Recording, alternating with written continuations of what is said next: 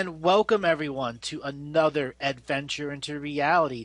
I am joined by Douglas Dietrich and Laura Lee Solomon for our Part 2 special, where we'll be discussing relic species, relic populations, and how all the different people see relic species and relic populations. What do the various esoteric traditions say about them? Douglas, Laura, welcome to the show today. Great to be here. How about with yourself, Laura Lee? It's wonderful. I've got a cup of hot coffee and a cat on my lap, and we're ready to go.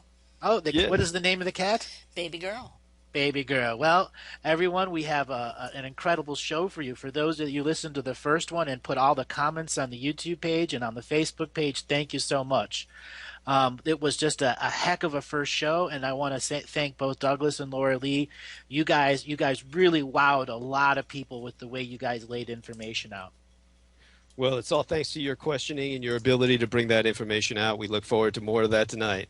Well, thank you. So let's get started talking about the relic populations and what the different esoteric traditions say about them. Okay. And, I'll let you kind of guide us through with some trigger questions and kind of bring the information out. Yeah, well, the esoteric traditions, as far as I know them, have been tarot and Kabbalah, and a lot of the literature of the Rosicrucian tradition.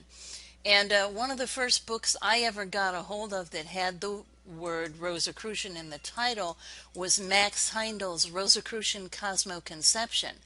And that truly goes into the idea of the evolution of life on Earth as waves of consciousness coming forth from source to develop first bodies and then the beingness and consciousness to use those bodies, and all under the guidance of spiritual influences from higher levels of being. So Max talks about some rather extensive epochs of evolution: the Polarian, the Hyperborean, the Lemurian, and it doesn't really make a great deal of sense in terms of archaeological history as we know it, except in that it is one of the true things about Kabbalah, and tarot in particular, is that the life force is depicted as a serpent, because it's kind of got a wave function to it, a sinusoidal shape. Mm-hmm. And it depicts the ongoing life as kind of like waves of the sea, and it comes in and it makes developments, it recedes a bit, and then it comes back in like an incoming tide with troughs and crests to the wave, so that with each wave life pushes forward and it develops new forms, but the old ones can linger on. There's significant proof that the Cro-Magnon, which are presumably modern man, and the what was the earlier race, the Neanderthal, had a significant period of coexistence, and there are even other species documented in the archaeological record, like the Denisovians, that they can trace some of the genetic influences, but they aren't sure about that, and this is all part of that ongoing development of life. Right. So I would expect there to be relic populations of human beings. That would include giant populations, multi-armed populations, undersea populations, so on and so forth. It doesn't necessarily mean human-looking, but maybe humanoid shape. You know, we hear about reptilians a lot now, but you don't hear a lot about undersea life or some of the other relic populations, you know, that didn't make it to the common seven races or the seven colors that we have going on now. Mm-hmm. But they still survive somehow. You know, you look in the genetic record, there's always people that are 6, 7, 8 feet tall. I think the tallest person now is, 8'9"? Oh, at least, and I certainly am aware of the existence of the giant skeletons. There are many people who do a lot of research into giantism, and they're certainly specialists in that. And not quite sure if I could donate much to that specifically tonight, but I'm going to bring out whatever comes up in my mind and my memory based on experiences and what work I did with documentation. By the way, Laura Lee, with what you brought up, there's a lot of similarity there to the ages and epochs that were described by Madame Blavatsky in Theosophy. Is there Yes. any kind of comparison that you can give us between that perspective and what you learned with your own esoteric research? I haven't looked at the theosophical tradition closely in all those respects, but I do think that any of the traditions will talk about something akin to that. Um, I mean, there was a method to the development of life, and when the Bible takes the thing and reduces it to "and God said," I've always believed that there was a lot more to it than that, and there was a whole process that resulted from it that perhaps took a long time to develop. Right. So Yeah. other types of relic species and populations would be the Vedics or the times of the Mahabharata, where their information was somehow saved and stored up to the next generation, turned it into myth. And one of the Yes, big things the archaeologists can do is anything that they don't understand, they call myth or fable, true, and true. they don't allow that it was observed as fact for some form of people and species back in an ancient day.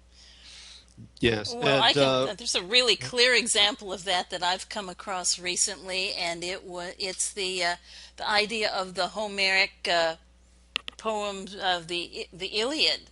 Yes. Yes, and the whole idea that it was there in Turkey is kind of ridiculous on a geographical point of view, but there are places in England that fit the descriptions given in the Iliad exactly, where they have found tremendous fields loaded with Bronze Age weaponry.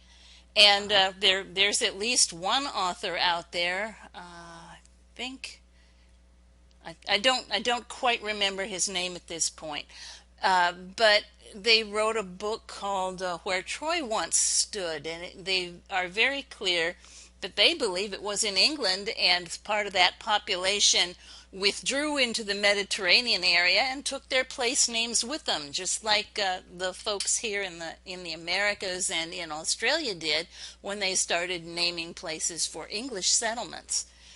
So Or the there are fact that you have like the Cree Indians in northern Canada that speak Jewish. That's their native language. Hebrew. In Hebrew. It's the classic concepts like that of culture exchange that should have never happened because of the base of the distance, but it Right. did. right. And well, I think that it's important from the perspective of many of our listeners who are Christian, as well as many of our listeners who are in the New Age, that we have this concept of a jealous God. And the jealous God, of course, is probably most evident when it comes to Exodus. I believe it's 34:14, where he says, "Do not worship any other god, for the Lord, whose name is jealous," or the Hebrew word koana for jealous, God's very name being jealous, is a jealous God. Now, of course, the reason that God is a jealous God is because there are other gods, dark gods, gods who have created other races in their own terrible image, and they too believe that they shall inherit the earth, if not the universe. So it's of those gods and some of the races that they created that we'll be going a bit into tonight, Andrew and I. And I think that Laura Lee Solomon has done us a tremendous service. She herself is going to be brought in later on in the conversation, and certainly is invited to come on into the conversation whenever she feels that there's something that needs to be emphasized. And I would really appreciate that. And I'll certainly be asking her to look up some stuff for me while she's available. She's going to be up very early tomorrow following this pre-recording that we're doing right now to be producing for another program with an affiliate of ours, Christine Joanna Hart, and her own program, The Queen of Heart, on Revolution Radio, from which both Laura Lee Solomon and myself have our own programs. I myself, of course, with the Critical Omissions on Tuesday nights and the Saturday Night Firing Lines on the weekend. And both of those are available on the schedule at www.freedomslips.com. From Freedom's Lips to Your Ears. And the lovely Laura Lee Solomon has her own program on Paths of the Great Adventure, which is on very late Friday night, very early Saturday morning. And so obviously the morrow after this pre-recording, and it's already the morrow in some time zones, while we're pre-recording with Andrew Bartzis, the Galactic historian, on his GNN or Galactic News Network. The morrow is a very busy day for her. So with that in mind, Laura Lee, was there anything else that you thought might be important to bring up before I kind of just dive into some private experiences with Andrew here? Well, he had mentioned cultural exchanges that were not theoretically possible, and it is something that was worked out by Charles Hapgood in his Maps of the Ancient Sea Kings, that there was worldwide trade at an earlier time than had been assumed possible by traditional, well, standard, let's say, academic. That's understanding that the history has been rewritten over and over again since 400 AD, and the accuracy of claims of Columbus Day. Many people regard Columbus Day as the day of the invasion, but I see Columbus Day as something that's going to mark a whole new point of history and understanding. It's when they wanted mass amounts of people to go from one place to another to begin a big process of separating the populations, as well as taking other populations that were over, because America's was filled of all sorts of relic populations that inherited cultural mounds, pyramids, etc. Right. Well, there was definitely far more species in America than are acknowledged, other than in the cryptic records of the Department of Defense, where I was a research librarian for almost a decade, where, of course, other humanoid species, what we would call in the popular vernacular Sasquatch or Bigfoot. Very important to remember, of course, Sasquatch is not a Native American word. It never was. It's a synthesis or a neologism that combines several Native American words that was put together by European Americans extremely recently in linguistic history. We're talking about maybe like half a century of age or use, if that the term Sasquatch has had, and it's barely more respectable than the word that I find really annoying and fairly ridiculous, the term Bigfoot.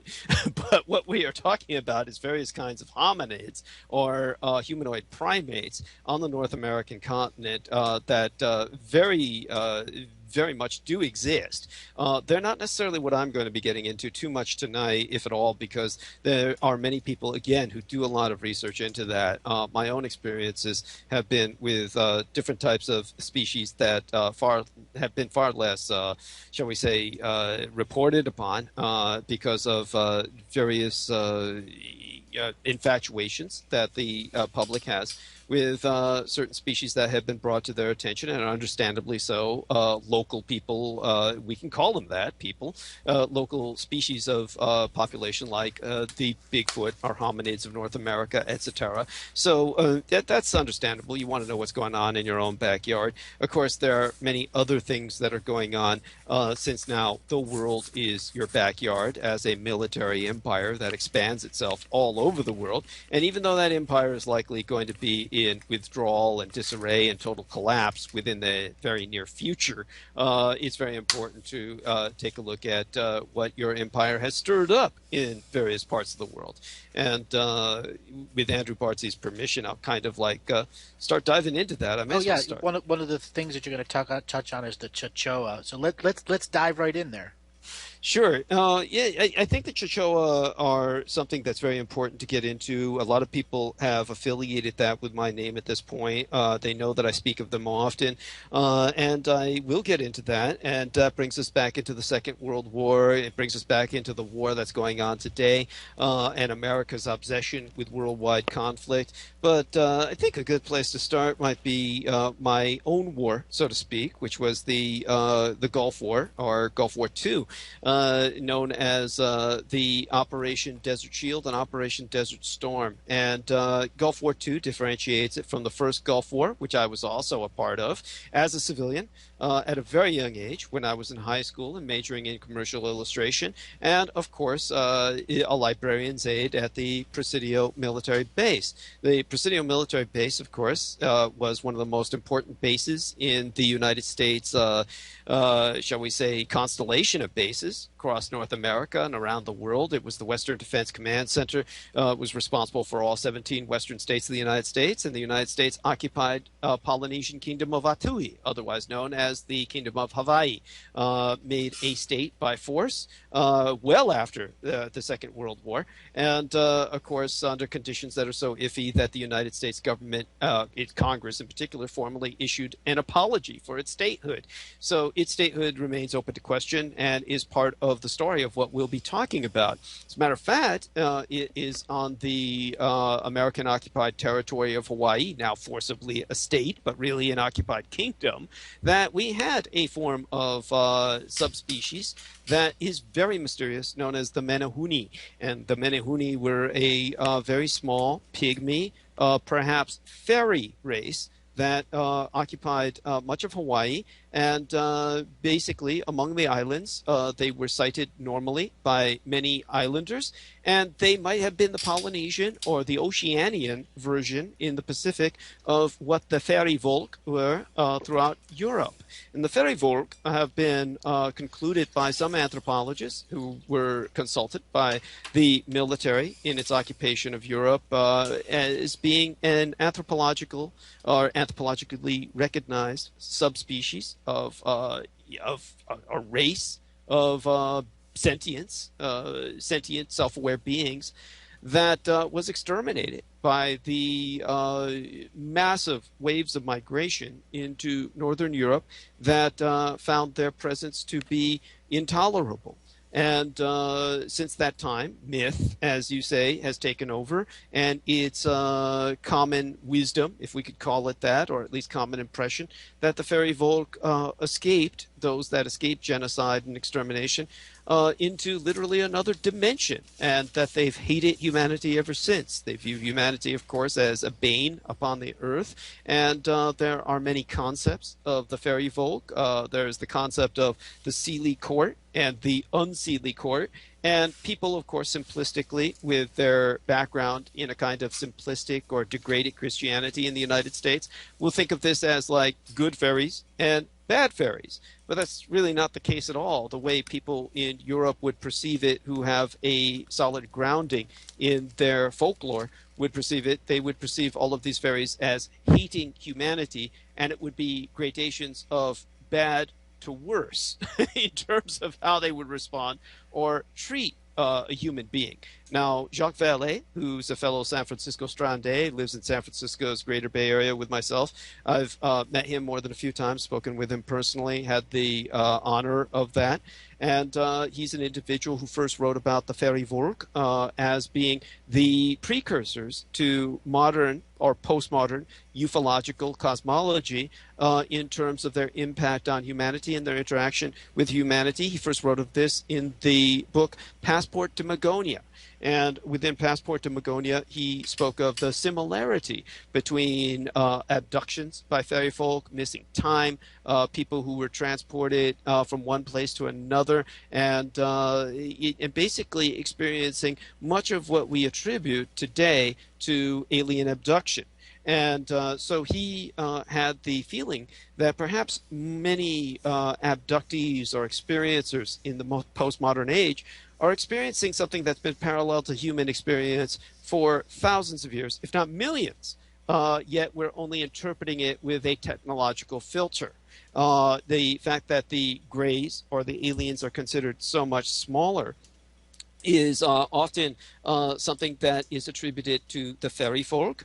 People often, back in the Middle Ages, the Dark Ages, felt that they could blame the fairy folk for what medical anthropologists, and we'll use that term a few more times as this discussion goes on, medical anthropologists would say that many people during the Dark Ages who had children who suffered from progeria or the various kinds of hydroencephalitis or water on the brain, microencephalopathy or the small-brained peoples. They would feel that people who had these, who had sired children with these birth defects would blame it on the fairy folk and say that their child was a changeling, that somehow the fairies had stolen their real child and left this being to replace it with who didn't fit in perfectly with interacting in the human world. So this changeling concept is something that might parallel the modern ufological abductions and the experience of false pregnancies. So many medical anthropologists who have been studying this have kind of come up with what seemed to be a rational or skeptical impression of fairy interaction with the human world. But there's another angle to this. What about hybridization? Obviously, if the fairy folk are abducting human children, if this were true, something reported with primates like the smaller Homo floresiensis, also known as the hobbit, that has been identified as an actual subspecies of non-human hominid that did indeed exist and may still very well exist because it's off-spotted in Malaysia and the Malayan cultural realm of the Indonesian archipelago, the largest island archipelago in the world. Certainly with their abduction of children, as the Indonesians often say that they do, they'll come out of the forest, abduct humans, take them there. There has to be some degree of raising of children in these foreign, we'll call them cultures, of fairy folk or hobbit folk, and eventually, one would assume, hybridization. Now, this would allow for a certain degree of infiltration, perhaps by hybrids, and if indeed they're working very heavily in the astral or in the dream time, as shamans would say, or people who work with that kind of remote invasion of other people's psyche, a kind of remote projection as opposed to remote viewing. If this is ongoing between humans and hobbits or humans and fairies, then what people would see would be a distortion of what these beings really look like. And that would add some credence to what Jacques Vallée has been expressing or did express a long time ago. And with that in mind, of course, we can go into my own personal experiences with the Chachoa and, of course, the cultural aspect behind that. I think we'll do that after I talk about what happened in Southwest Asia first, what Americans call the Middle East. And that had to do with a subspecies of human or perhaps a non-human species of sentience that the Arabic peoples and the Arab-speaking peoples and many other cultures in that region of the world, all the way from North Africa through Asia, refer to as al-Ghoul or the Ghoul. And the incredible thing about them was that they were first reported in an entirely ignorant fashion by that great, shall we say, urban legendeer or, shall we say, spreader of urban myths, Art Bell. And Art Bell had a report years ago on air in which he talked about naked people dancing in the desert in Iraq after the Gulf War that I had participated in, Gulf War II. Gulf War I, of course, being Iran versus Iraq. And in Gulf War, that lasted for 8 years, from 1980 to 1988. Well over 1 million people died on each side. That's a lot of bodies. That's a lot of dead. That's a lot of food for the ghouls. Now, then, of course, Operation Desert Shield and Desert Storm took place, 1990, 1991. We had a 44-day atomic war. This was nothing less than an all-out thermonuclear attack using depleted uranium, thousands and thousands of rounds that, when they were combusted, resulted in so much nuclear dust that with their continued use in that area of the world, Iraq has suffered the radioactive exposure from depleted uranium remnants and combustible particulate, shall we say, detritus that it's the same as if it had been nuked with 44,000 Hiroshima-sized nuclear bombs.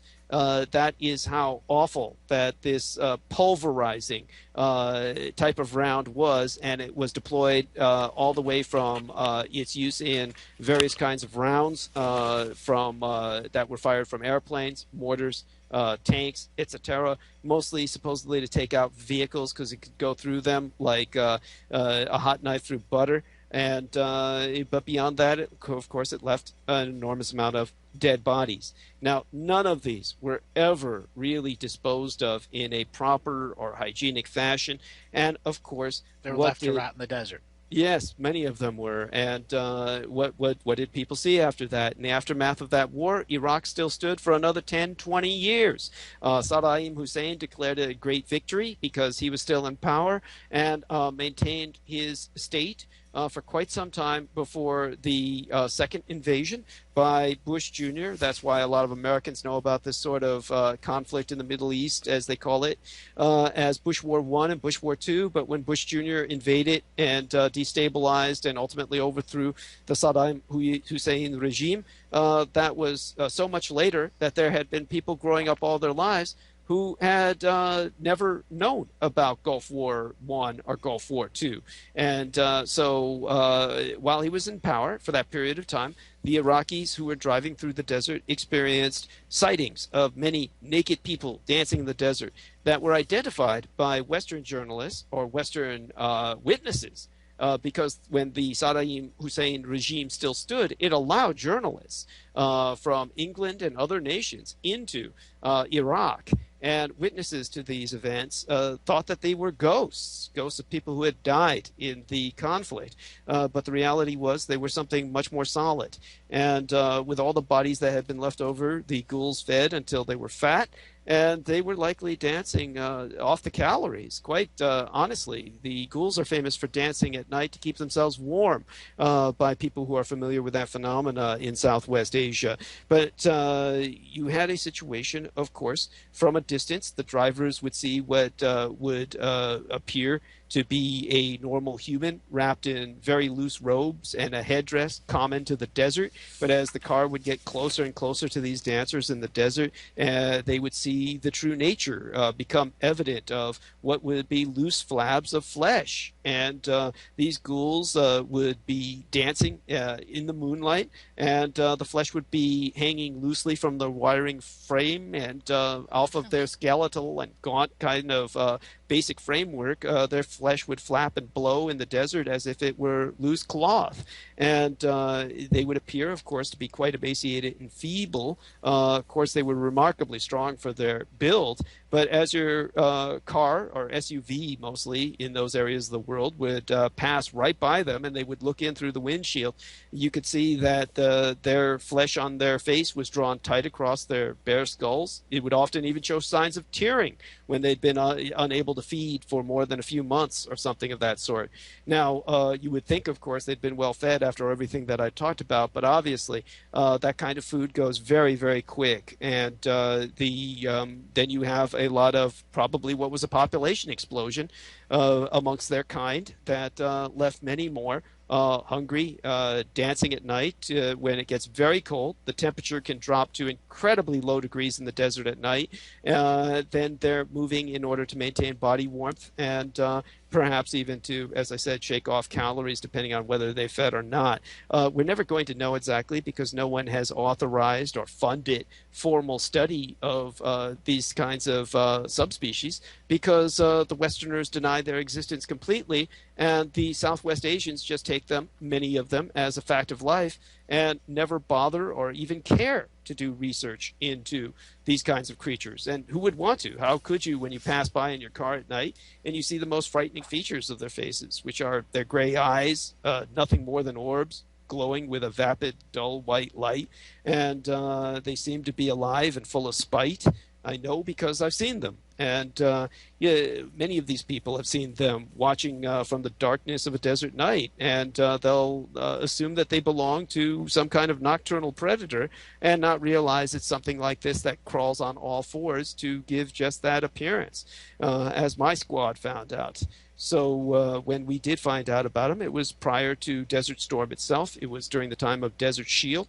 And basically, during that period of time when we were amassing for 9 months, like childbirth, all of our forces in the House of Saud, run by this degenerate Saudi dynasty, not the rightful heirs to the guardianship of the most holy sites of Islam, Al-Makkah and Al-Madinah, which belongs rightfully to the descendants of the Prophet Muhammad himself, which are the Hashimi dynasty, which was overthrown by the British and now resides in Jordan. But His Highness the King of Jordan, of course, is in another part of Southwest Asia, directly bordering Israel at this point in history. And the House of Saud runs the majority of the peninsula and guards the two holiest sites of Islam. Now, they did something out of desperation during the pending war with Iraq, because Iraq had invaded the independent state of Kuwait.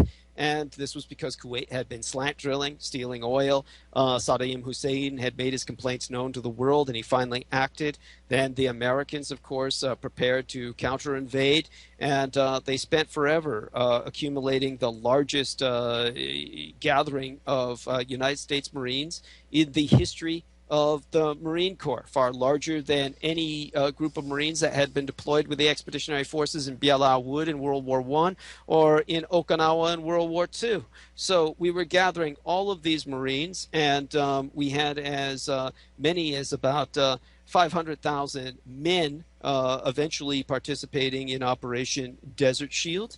And something else was brought that was considered far more important than the 500,000 men and the 50,000 women, about 41,000 at least, and that was the dogs. There were 35,000 dogs that were brought in country, and these were early detectors of biological and chemical weapons. And we were told they could have eliminated our cumbersome need for mop gear, or the chemical warfare rubbers that we had to wear covering ourselves, charcoal-lined rubber suits that made your life not only a living hell, but likely would have killed you if you had worn them for longer than 15 or 20 minutes, because you would lose as many pounds of body weight, water weight, in that same period of time, and literally dehydrate yourself to death keeping your hood on with those horrid suits. So we had a lot that we were dealing with, but the dogs proved useless, and we ultimately had to wear our mop gear anyway. And nobody could explain why the dogs were so useless, why they were so terrified, why they were useless. And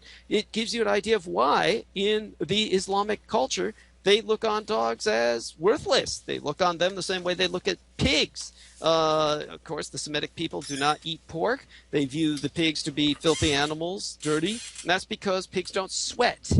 Pigs don't sweat as mammals, and therefore they steal all the water. In order for a wealthy man to raise a couple of pigs, he'd have to be spraying them with water multiple times a day, chronically, to keep them alive. That's water that could go to keep an entire village sustained. Entire families would die for the want of water because of wealthy people raising pigs until the time of Muhammad. Therefore, for economic reasons, survival reasons, pigs were declared to be unclean. They viewed dogs pretty much the same way, not as man's best friend, but as a kind of rat of the desert, because dogs are useless to Muslims. Why? Because the dogs are afraid of the ghouls, and the ghouls turn all of their ability to work well with man off. And so that's what was going on in the desert. None of us, of course, who were from European culture matrix could understand what was going on. But all of that was an exercise in futility that became most apparent when we had the loss of a supply column of Saudi troops. Now, the House of Saud was allied with us, of course, and suddenly, during all of the war games, during the 9 months we were preparing to reinvade Kuwait, to retake it, Saudi supply column was classified as missing in action while crossing the desert on night maneuvers. So eventually, they called in many Americans to help try and locate it. And, of course, my squad was one of those that got called in amongst the scanning of the desert sands. And it's very important to remember that when you're in the desert, you're either going to find somebody or something, or you don't, because these things are wide in the open, you would think, because you'd think they'd be spotted by satellite reconnaissance, even aerial reconnaissance, long before a human would step foot anywhere near them. That's not the case. The sands, they move like water, and they cover entire armies at night. If the armies stopped moving, and if everybody suddenly died due to a gas attack, their bodies could disappear under shifting sands and not be found for hundreds of years, at which point they'd be desiccated or mummified. So we had assumed that was what was going to happen to the supply column, which was armored, by the way, a lot of armored vehicles in it. But we were one of the long-range patrols that ultimately, when we were sent to go scanning for it, found it just by accident, or the remains of it. We found the vehicles. And the vehicles were wrecked trucks, jeeps. They were in a low valley in the central position of the Sinai. The weapons belonging to the soldiers were strewn all over the ground. Everybody had an empty magazine. All the men had apparently fired into the desert around them in all directions. And none of the bodies were there.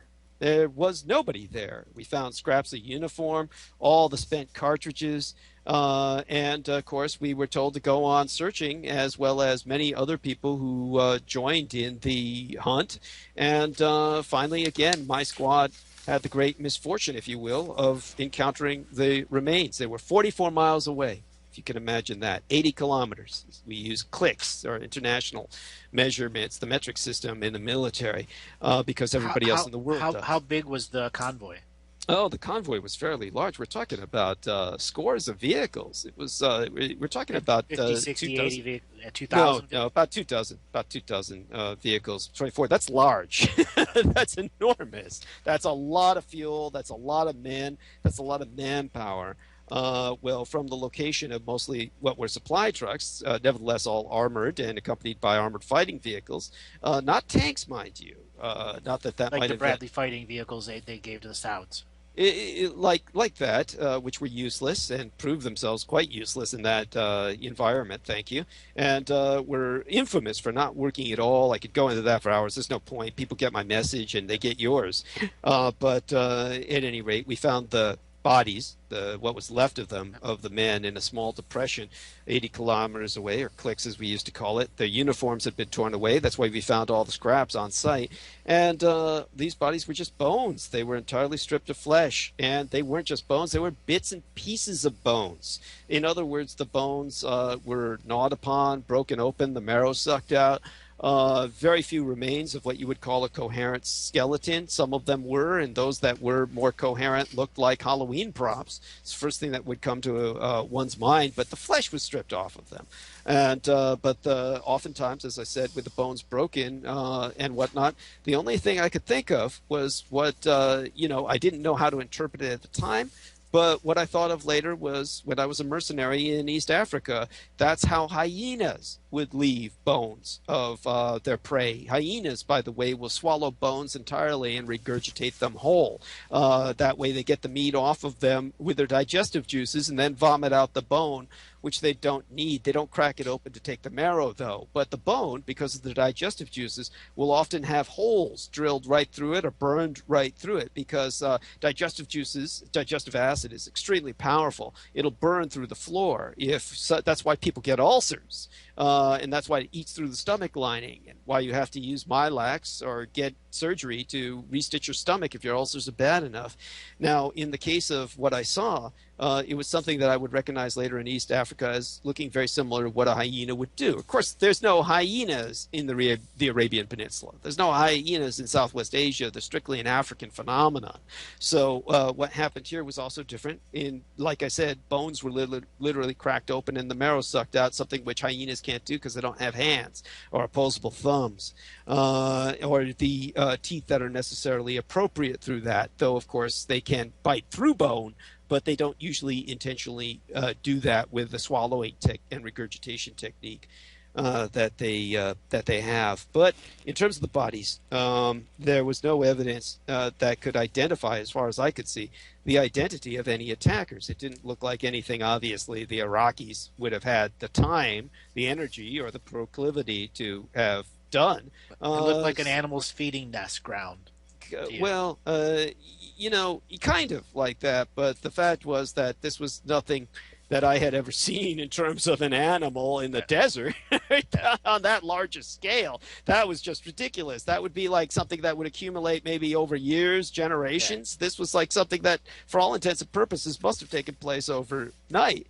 Well, we could only wait for the police to show up. And in the House of South, there's only a few respectable kinds of professions. One of them is, of course, the police forces. Everything else in the House of South is pretty much you're either a member of the royal family or you're on the dole. Now, dole over in the House of South is nothing like here in the United States. We're not talking like a few $1,000s a month that can barely keep you alive. We're talking, 6, 7 figures for dole in the House of South because of the oil money. There's no jobs to employ anybody in. The overwhelming majority of jobs in the House of South are held by foreigners. The overwhelming majority of the population of the House of South is foreigners. Filipino servants, Korean doctors and nurses, people who are hired from all over the world to work in the airports. Almost nobody who is Saudi has a job or needs to have a job, either with the royals An or infrastructure of service. yes, yeah, and other people serving you. That's how it works there.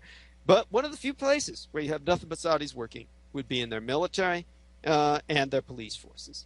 So the police forces were very respectable as far as Saudi citizens would go. There are people who had worked and seen a lot during their life, and a lot of what they work with is abandoned vehicles or forcing people to abandon vehicles. Give this some example to you, it's so hot in places like Egypt, Saudi Arabia. If you if you were silly enough to wear sneakers or even your normal type of combat boot, it would melt on your feet. It would burn your skin. This is how hot it is over there. The rubber on the sneaker soles would melt off in a matter of minutes. People dry clothes. They don't have dryers. They don't need dryers in the House of Saud. You just take your clothes out of the washer and they dry. Try and think about that. Try to imagine that for a minute. There's no point in polishing your boots because the polish melts off.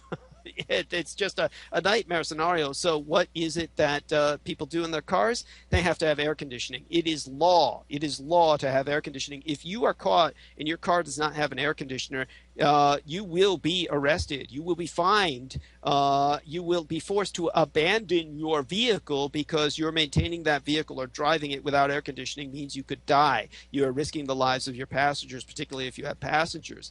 And all of the police who enforce this over there, they're not like in the United States. They carry machine guns. So these are just normal police, not just the investigators or the inspectors who we had to deal with who came to observe the bodies. But that's just your normal beat cop, so to speak, or their version of highway patrol.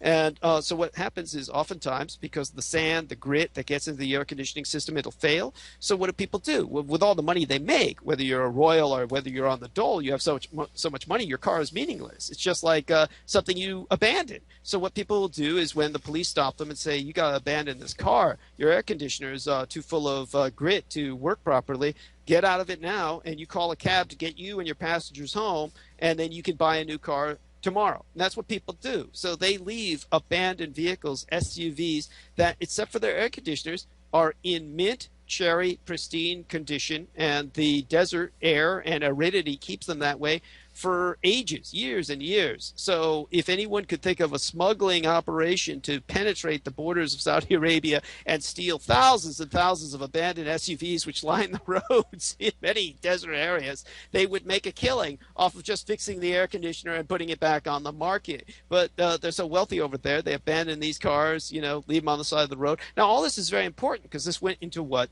the detective, the inspector, was telling us about when he came with his crew and they began to take DNA samples of the bodies, which is all they could do. There was no other method of identifier. They had to actually scrape the bones for DNA samples. They had to pack them. They had to make certain that the right bones were with the right bones if they could at all possible. Then they could take them back to the lab and then identify who was who for their loved ones. But we're talking about several hundred men that were killed in this fashion in an entirely unclassifiable incident that was not at all involved with military action.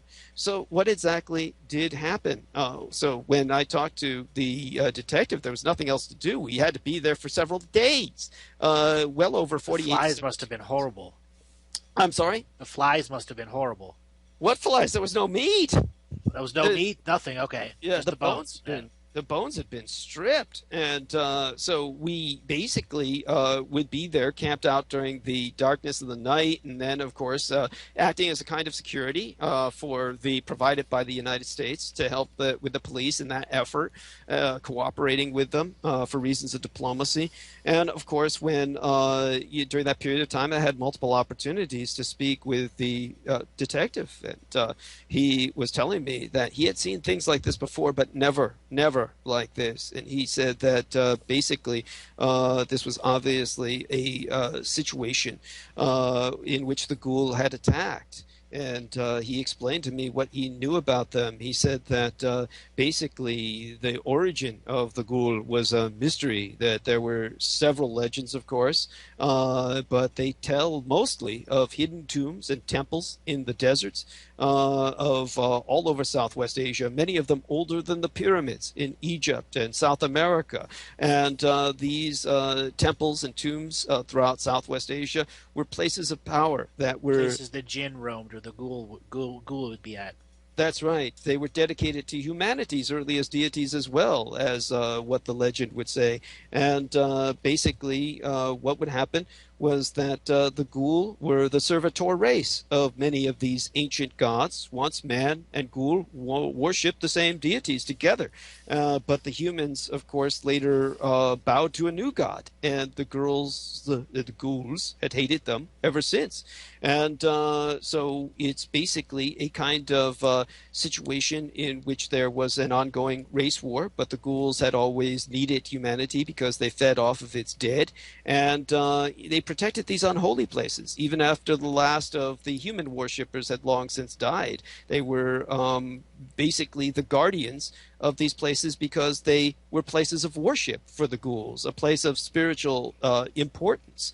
And so we've got this necrophagic species that apparently has a some kind of sentient or spiritual dedication to place names and spots that are important to them. And that's what the detective had said brought about the death of this supply column. He said basically what would happen was that many of these people who suddenly run across one of these tombs that's uncovered by the sands that shift after thousands of years will feel this overwhelming compulsion of greed. They'll venture inside the site, especially if you had a supply column full of military men who were fully armed and thought they had the wherewithal to deal with any challenges. Their minds would have been filled with images of jewels and gold, and basically they would have broken open into the crypt or the mausoleum or the tomb and tried to recover it for their own enrichment. And but of course, in this case, the Ghoul came down upon them. And he said they fools probably fired in all directions, thinking they would hit somebody who was approaching them in the night on two legs. But the Ghouls don't attack like that. They attack on all fours in packs. And he said most of the time he would see late at night a family that had been devoured like this because their SUV broke down in the desert in the middle of the night, or their air conditioner broke down, and they all expired by basically dehydrating to death before they reached their destination. The Ghouls would break open the parts of the vehicle just like bears would to get at your picnic basket in the United States. They'd take the bodies out and then clean them off, scour them to the bone. That's how he had seen it all his life with various families that had disappeared. But this was a case in which something different had gone on. He said there must have been a raiding of the crypt, and then the Ghouls basically fell upon the military men and slaughtered them all, and then took their bodies miles away to make certain there was no evidence that could be traced back to the temple or the tomb which they had covered up with the sands once again. So we've got a situation in which this kind of species of humanity exists throughout North Africa, deep into Central Asia, and no one, of course, has ever taken a census of it. They infest areas as far west as the Nile Valley, from what the detective told me, and the Sahara Desert. And, of course, he figured the total Ghoul population of the Middle East would be unknown, but he figured they must be in the millions. And human incursions into the desert, he said, over the last 40 years, due to oil development, resulted in more and more ghoul tombs and temples being disturbed, and they're becoming much more active. And the recent night maneuvers that we had experienced in Operation Desert Shield, preparing to retake Kuwait, had stirred them up and angered them, and they were on the warpath. Now, I'm certain many more of them had come out to disturb people after we had done the damage we had did and left the highway of death, loaded with wrecked military vehicles, escaping civilians and civilian vehicles, all these thousands of dead bodies that they must have come and scavenged from. And so that after that, you had their sightings become regular overnight with their dancing in the desert that Art Bell had reported on in his total ignorance. But it's a dancing that the dervishes had been familiar with. This is what the whirling dervishes, or the Sufi order of such, had learned their dancing from, was from the ghouls in the desert in the darkness of the night. And so we have this cultural tradition of that kind of backing. And I was running into this kind of phenomena again when I was a mercenary in Africa. And of course, over there were African natives, people who had shown me the bones or the skulls of ghouls that they would never normally show to any white man. And they said the problem is, when they had shown them in the past to people who were looking for human remains, anthropologists, they were told to go F off because the anthropologists were looking for primates who basically would satisfy their own theories of evolution and what they thought a primitive human should look like, or a proto-human. Now, the ghoul's skull doesn't look like that. It looks more like that of a hyena's. It looks far more canine than it looks human. And so scientists would dismiss Africans who brought these ghoul skulls to them, saying, don't bring me the skulls of animals. Finally, Africans just stopped bringing them anything. So you have this whole phenomena of dismissal that has gone on for generations. Africa, of course, is a very, very different place. Everything operates differently. And anybody who thinks that scientific expeditions must have gone there and why haven't they discovered this new species of humanity, especially with what I'm going to tell you, what the Africans say about it, you would think that, oh, well, scientists from the West should have discovered all of this. You know, let me put that into some perspective for you. We've got 600 cultures in conflict in Africa. It's one of the most dangerous places in the world, all over the continent. It is entirely unmapped and unexplored in the majority. In 1890, there was not a single African language that had the word for wheel, because no one had ever seen one. And the first professional hunting safari didn't leave Nairobi until the year before Ronald Reagan was born. John F. Kennedy had just started shaving by the time a specially provisioned car became the first vehicle to ever cross the Saharan desert. And it was about the time that Elvis Presley was recording Heartbreak Hotel that we had only one sub-Saharan country. Today, of course, there's over 40 of them, maybe 600, that had achieved independence. So we've got this total ignorance of an entire continent. By the time that I was there, serving as a mercenary, 1991, we were still having incidents like what I had run into, where over 15,000 members of the Dinka tribe of Somalia were sold into slavery, most of them winding up in Ethiopia. I've gone into that incident on air before. I don't want to relive that horror right now, but I can tell you that when I was in Sudan, they still had the legal custom of Sharia, of course, which is more and more known in the Western vernacular because of Sharia law. And that, of course, was in full effect. And a murder victim's family could choose the murderer's punishment.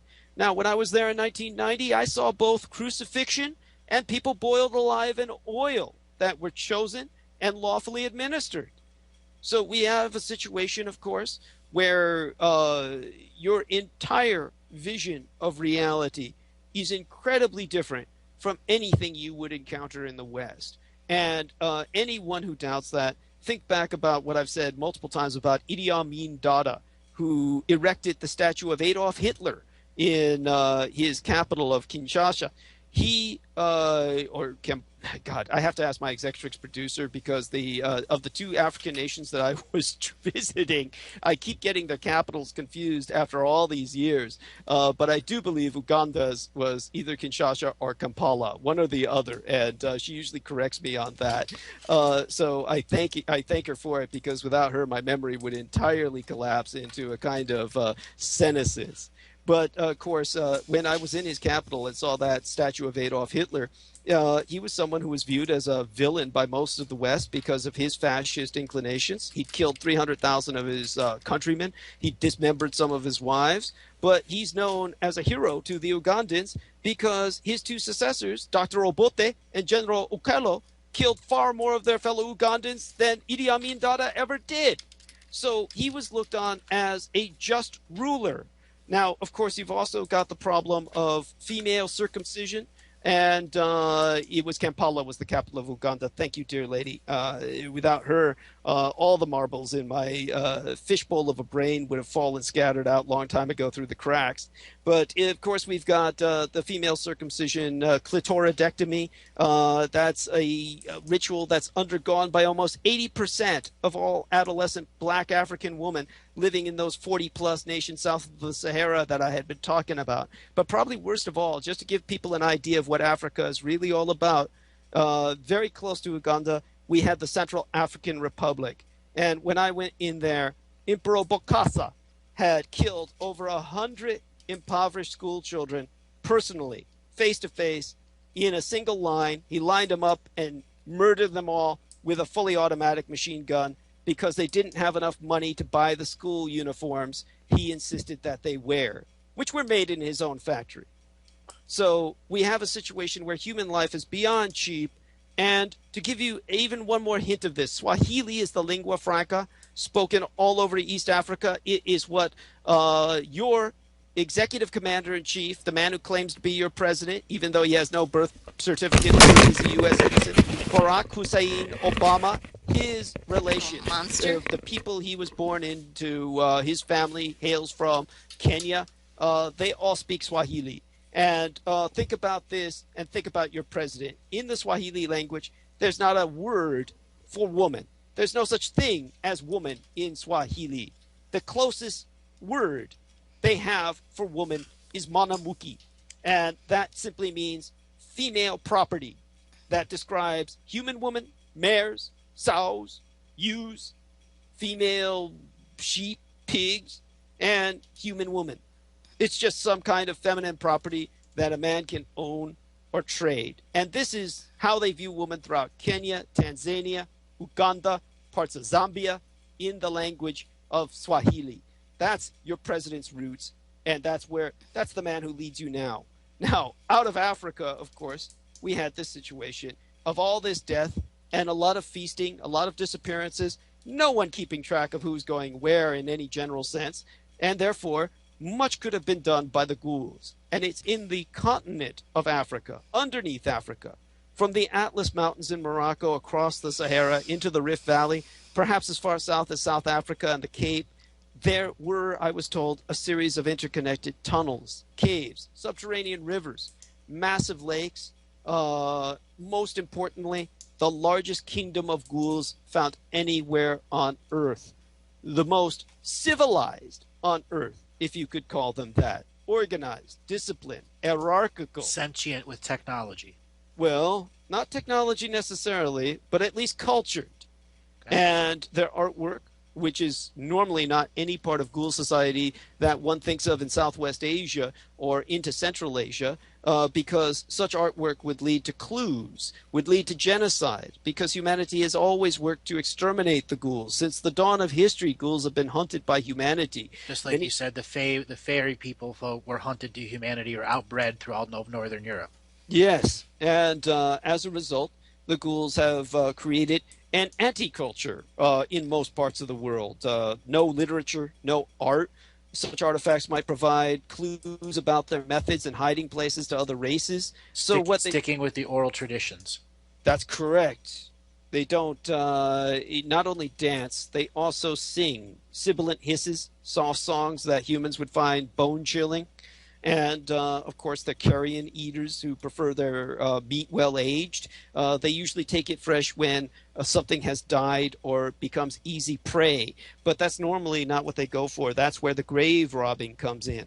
So we have this situation, as I said, where you've got this kind of fugitive culture in most of the world. But in Africa, where humanity dies like flies, that is where they thrive and have been able to establish a culture in which they could develop art, twisted and grotesque as it is, that adorns and decorates their world. Their eating of human flesh might be savage, but they have taken to breeding their food for future needs. And apparently they have an apocalyptic view of an end time to come in which they'll need all the meat that they can get. So when I was told by many Africans that much of the art that is so inhuman looking, so futurist looking, so different to human eyes. People take a look at African art and it looks uncannily futurist, almost abstract. And they take a look at some of the figures that look so incredibly inhuman. Many Africans pointed out that this was inspired by artwork of the Ghouls and based on other terrible races under the earth that they themselves dealt with while they were stockpiling humans. Africans would tell me that humans have been disappearing for generations by the hundreds at any given time during a year. That could be noted by various villages or tribes. And they said that over millennia, tens of millions of humans have been stockpiled and bred like cattle deep beneath the earth in these huge caves that are ruled by the Ghouls. And, of course, that's something that any Western scientist, if brought to their attention, would dismiss. They would say it was sheer fantasy, and therefore no investigations are done. I mean, what are you going to do about a people who the Africans have been bringing skulls to for generations that are dismissed as some kind of larger-headed canine or something like that, as opposed to being some kind of differentiated human species? If you don't have a paradigm which will accept the existence of something, you're not going to ever find out about that something which does exist. So that's the it'll be continue to be a myth, and the archaeologists will continue on and on and on and continue to ignore what's right in their face. Yes, and that's exactly what happened. I can tell you by what was shown to me in terms of a skull, it very definitely was something that was chilling to look at. It was definitely a brain cavity. I can tell you this, having seen enough human skulls in my life as a mercenary, and in many of the areas that I've been in where many people's bodies were rotting openly, I've seen enough to see what a brain cavity looked like. And the brain cavity of the skull that I was handed, that was told belonged to Al Ghul, was equal, if not larger, than those found in humans. They must be as intelligent or more intelligent in their own way than modern day humans. And certainly very large eye sockets. The creature was nocturnal, and it either hunted during the night or lived underground. That was very much obvious. The skull was thicker than that of a human, far more tolerant to injury, obviously, than what would be characteristic of even Neanderthal man. And it had a very thick snout, suggested his jaw would be very strong, capable of tearing through flesh and bone. But definitely, I can tell you, my squad, when we were in Southwest Asia, after our encounter in terms of that pit of bones that had been produced by the Ghoul in that one mass assault, my squad was useless for the rest of the war. They were so chicken dip at any sight of what was following us at night that they couldn't even take a crap alone. They had to have someone escort them, pointing their gun out in the darkness. And, of course, I had instructed them, fire low. Fire at anything low that comes in. And, of course, it's like a claymore mine. Point face towards the enemy while you're taking a crap. And many of them were so scared they couldn't do it without waking up the entire squad. It was pathetic. But nevertheless, there was reason, perhaps. Certainly, we saw much more than was following us, than should have been following us after that incident. And it followed us pretty much until the war began, and we were brought into the invasion of Kuwait. So that is something that really stuck in my mind, that these creatures would be basically very good at hunting and taking on a kind of assassination mentality. So definitely, I think that they are in their own right, not only sentient, but capable of memory, identification. Certainly, this is something that might have led in the past, as I was told by that Arab detective, to human and ghoul interaction and alliances. But these communities were always either by eccentrics who had been rejected by human society and therefore felt a kinship with the ghouls and would bring them bodies, help them in terms of hiding their communities, and or it would be communities that took to bringing out the bodies of the homeless or the criminals to keep the ghouls at bay so that the ghouls would not bother the bodies of their loved ones. Now, whenever such alliances, the detective told me, were discovered in the Arab world, then those communities themselves would be wiped out by other human beings because the humans hated the ghouls so much. But of course, he said that from what he understood, the ghouls had their own kind of myth and legend about their origins. He didn't know what, but when I was in Africa, I was told that there were interactions with the ghouls through human beings that had been allowed to leave the caverns where they were bred like animals. Many people, of course, throughout the Muslim world and the East African part of that continent is very Islamic, very Islamicized. Swahili is known as a Muslim language. The people such as the Somalis, some of the most beautiful people in the world, live in a highly Islamist region. So we have a very Islamic influence on pagan, animist, spiritual Africa. And in that part of the world, they've come to a conclusion that demons, which they believe in, and of course, it's a belief confirmed in by Islam. They believe that demons, like jinn, can be your friend. And they view demons as the perpetrators of retributive justice. So they don't view demons as evil, but as potential allies in the carrying out of retributive justice. That a demon, in that sense, may even be your friend. So with this very different kind of paradigm, the Africans, unsurprisingly, have stories of humans who have cooperated with the ghoul.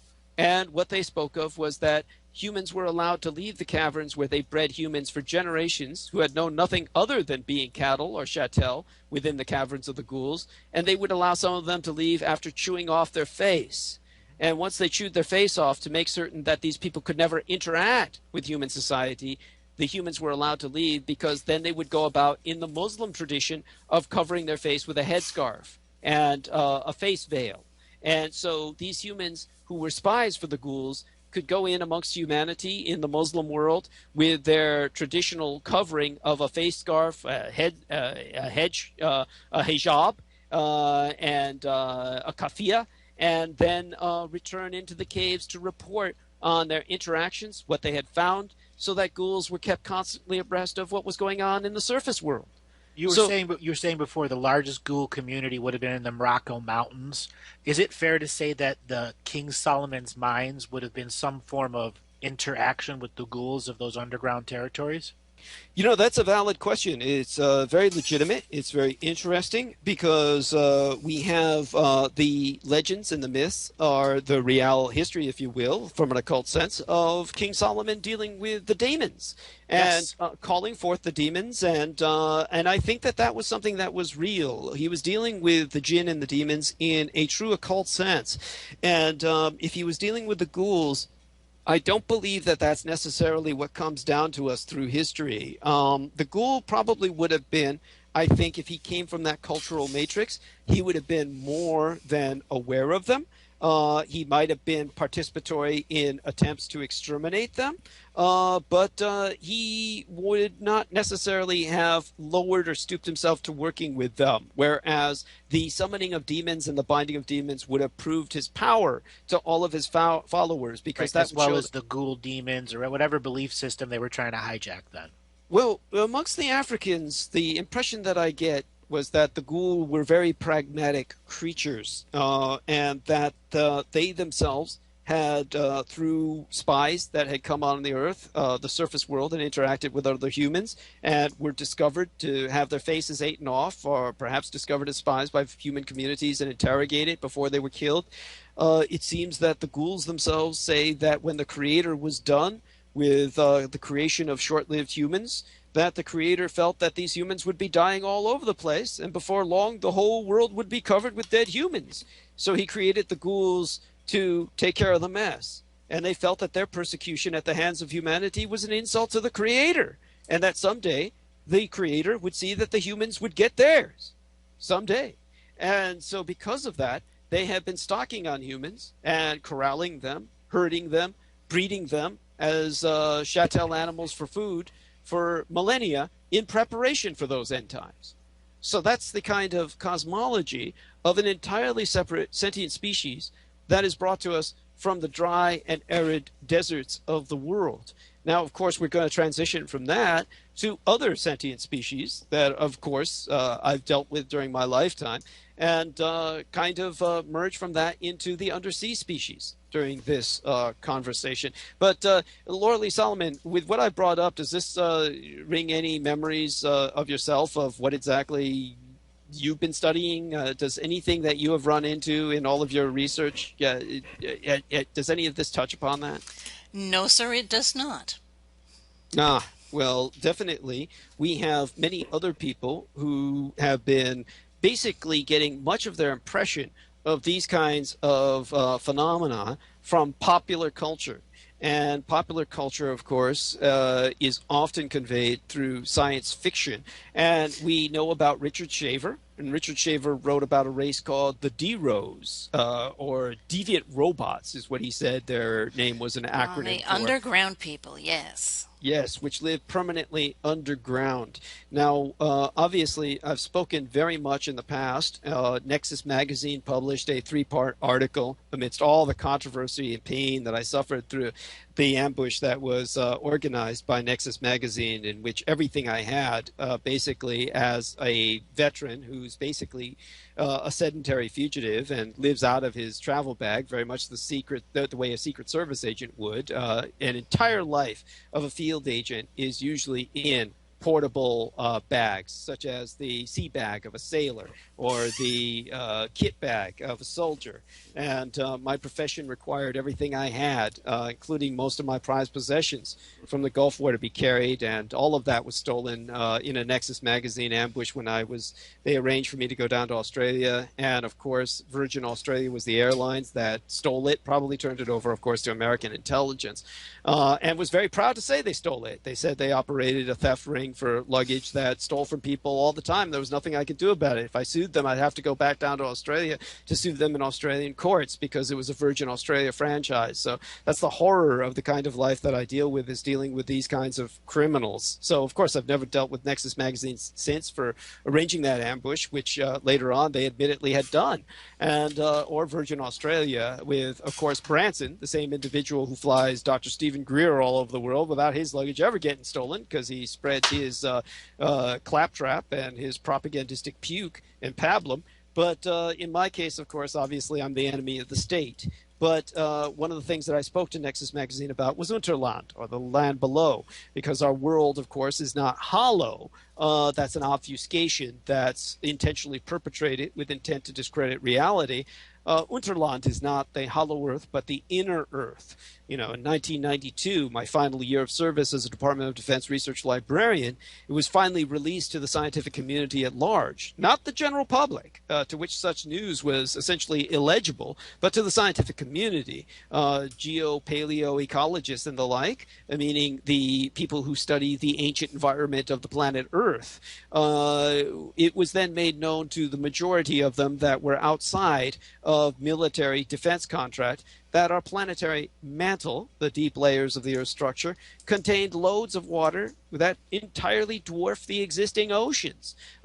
There's water in the Earth's upper mantle, more water under the Earth than there is on the surface of the Earth, meaning all the waters of the Pacific, the Atlantic, the Indian Ocean, the Arctic Ocean combined are smaller in content than the waters that are beneath the surface of our Earth. And where there's water, there's life. And water is a corrosive, and it's corroded enormous caverns within the mantle, the crust of our Earth in particular. So when we speak of the tremendous hollows in the Earth, like I was speaking of with the Ghoul, we're not talking deep, deep beneath the Earth. We're talking literally what is a comparatively small amount of space. It's within the rind of the Earth. If an orange were to be used as a comparison, all of these enormous caverns, these lakes, these subterranean rivers, where millions of people are supposedly kept, according to many Africans, beneath the surface of the earth and raised all their lives in the darkness as chattel for the ghouls that feast off them. All of this is within the rind of our planet, if it were comparable to an orange. And of course, in further reinforcement of this, around 2007, just about 7 years ago, 2 American scientists discovered, in evidence gleaned from seismic waves, an entire ocean beneath communist China's capital of Beijing, locked, they said, within porous rock. And that was the same year that Japanese scientists from Tokyo observed the dragging down of water at subduction zones, reported in June 8th of 2007 in the Science magazines. Now, water, of course, is something that, as I said, corrodes. The result was a single cavernous supersystem of lacunae many miles below our terrestrial surface. It spans the globe via a skein of megacavities throughout the Earth's upper crust, that's venously connected through a sunless subterranean ocean, the Sea of Valusia, that is, as it's known. And the supercavities comprise Unterland, the lands below. They're enormous, hundreds of miles long, usually at least a mile from floor to ceiling, allowing for weather by condensation that creates rain. So there's plenty of interterrestrial space to explore. And, of course, that's where the expansion of civilization has taken place since the exodus of much of the leadership and a great deal of population from the time of the Third Reich, which I spoke of in Nexus magazine in a 3-part article. Now, what's so important about this is that relocated thousand-year Reich has its own challenges, not with just establishing a frontier society, but also in dealing with the other sentient races that have been down there for millions of years before them. And that's where I came into records about the Dero. What the Department of Defense was speaking of was an indigenous in various records when they had consulted people in Europe during the occupation, were consulted with anthropologists on contract to the SACEUR, the Supreme Allied Command of Europe. Apparently, there was a Europoid relic population literally driven to ground. The supposedly mythical Dwegar that were painfully known to the Nordic peoples, the Scandinavians, the Vikings, and the Norsemen knew about the Dwegar, spelled D-U or D-W-U-E-G-A-R, different spellings for it depending on the phoneticization. But the Dwegar literally got twisted into Dero. And the Dwegar were known as a cruel, twisted, and ironically, for an eventually subterranean species of sentient hominoid, swarthy dwarfen kind of humanoid, about 3 to 4 feet tall. And they were the bitter enemies of the Dwarven Kingdom, too. I believe so. Science fictionally represented by the tortured American artist Richard Sharpshaver, who died in 1975. He served inspiration to the American author Howard Phillips Lovecraft's horror story. Richard Upton Pickman, Pickman's model, wrote of something of a combination of in concept. And of course, Lovecraft died in 1937, but Richard Sharpshaver was born in 1907. So he was alive for the 37 years or about 30 years that Lovecraft was alive. There's no doubt that they had some intercourse in terms of information exchange, and I believe that it was, according to some of the records I was dealing with, American domestic intelligence, the FBI, which had been following both of these individuals, mainly because Howard Phillips Lovecraft had been contracted by the American hero Charles Augustus Lindbergh to write an American Mein Kampf, because Charles Augustus Lindbergh was running for the presidency on the fascist ticket. His sponsor was the multi-billionaire of his day, Henry Ford. And Henry Ford, of course, had received a medal, the highest civilian medal or honor ever distinguished upon a foreigner by the Third Reich. Henry Ford was the recipient of such for helping with the development of mass production in the Third Reich. And in terms of Henry Ford and his backing as the money man to Charles Augustin Lindbergh, who was the charismatic man, the face, the man who was the basically the heart and the looks of their operation, Howard Phillips Lovecraft was to be the brains. and he was working on the American Mein Kampf when he died quite suddenly. So we're told, of cancer. Now, in terms of following him, that was the rationale behind that, and the FBI documents kept upon him. The FBI also kept its eye on Richard Sharpshaver because he was a full-blown member of the Communist Party. Now, both of these individuals had discourse and ideological arguments at some point, and it was Richard Sharpshaver who gave the inspiration for the Lovecraft character Richard Upton Pickman of Pickman's Model. Now, American fans of the periodical Amazing Stories, a pulp fiction magazine, came to know of these dwarven Dwegar as Dero, and this was unimaginative, but it was something that was trying to portray soulless kinds of peoples or sentiencies that were sadistic, perverse, and twisted. And when they captured people, would keep them alive for as long as they could to keep them in pain for as long as they could. Now, this was doubtless rooted in centuries of festering resentment over being driven from the surface world by the successor population of European Norsemen. Now, the Dwegar have been concluded to dwell in both natural cave formations and clusters of intraterrestrial earthen hovels that are dispersed in an underpopulated interglobal arc from the central Siberian taiga through the northern polar wastelands about the Arctic Circle. Now, all of them were thought to have been eradicated in many areas of the world, such as the North American areas of Nunavut in Canada, by the Eskimo, or the indigenous populations of northern tribes. And these various kinds of shall I say, Dwegar, if they're in different tribes, which is probably inevitable, I'm certain that they have their own racial offshoots, were cited oftentimes in reports that were intercepted by the United States military. These reports usually sourced from, of all things, Soviet Spetsnazye or special purpose forces known as Spetsnaz.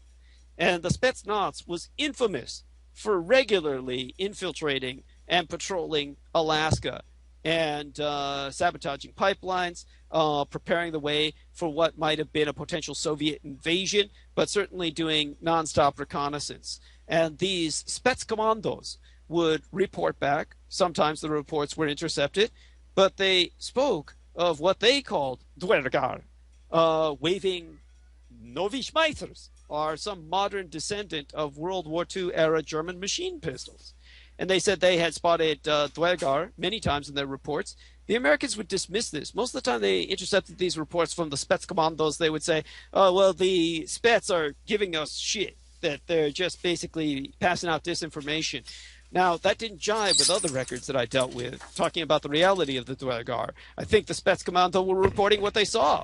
They said every once in a while on their trek through the forests in the undeveloped regions, of which there's many in Alaska, they would sometimes spot the Dwergar on the surface world, and, of course, the Dwergar would sometimes open fire on them. But it was by weapons that they said were like modernized World War II era, just German machine pistols. Now, presumably, the Unterlanders would like never the German Mauser pistol, that kind of traditional imagery? Yes, that sort of thing, which the Spetsnaz recognized, of course, from their history of deployment in World War II.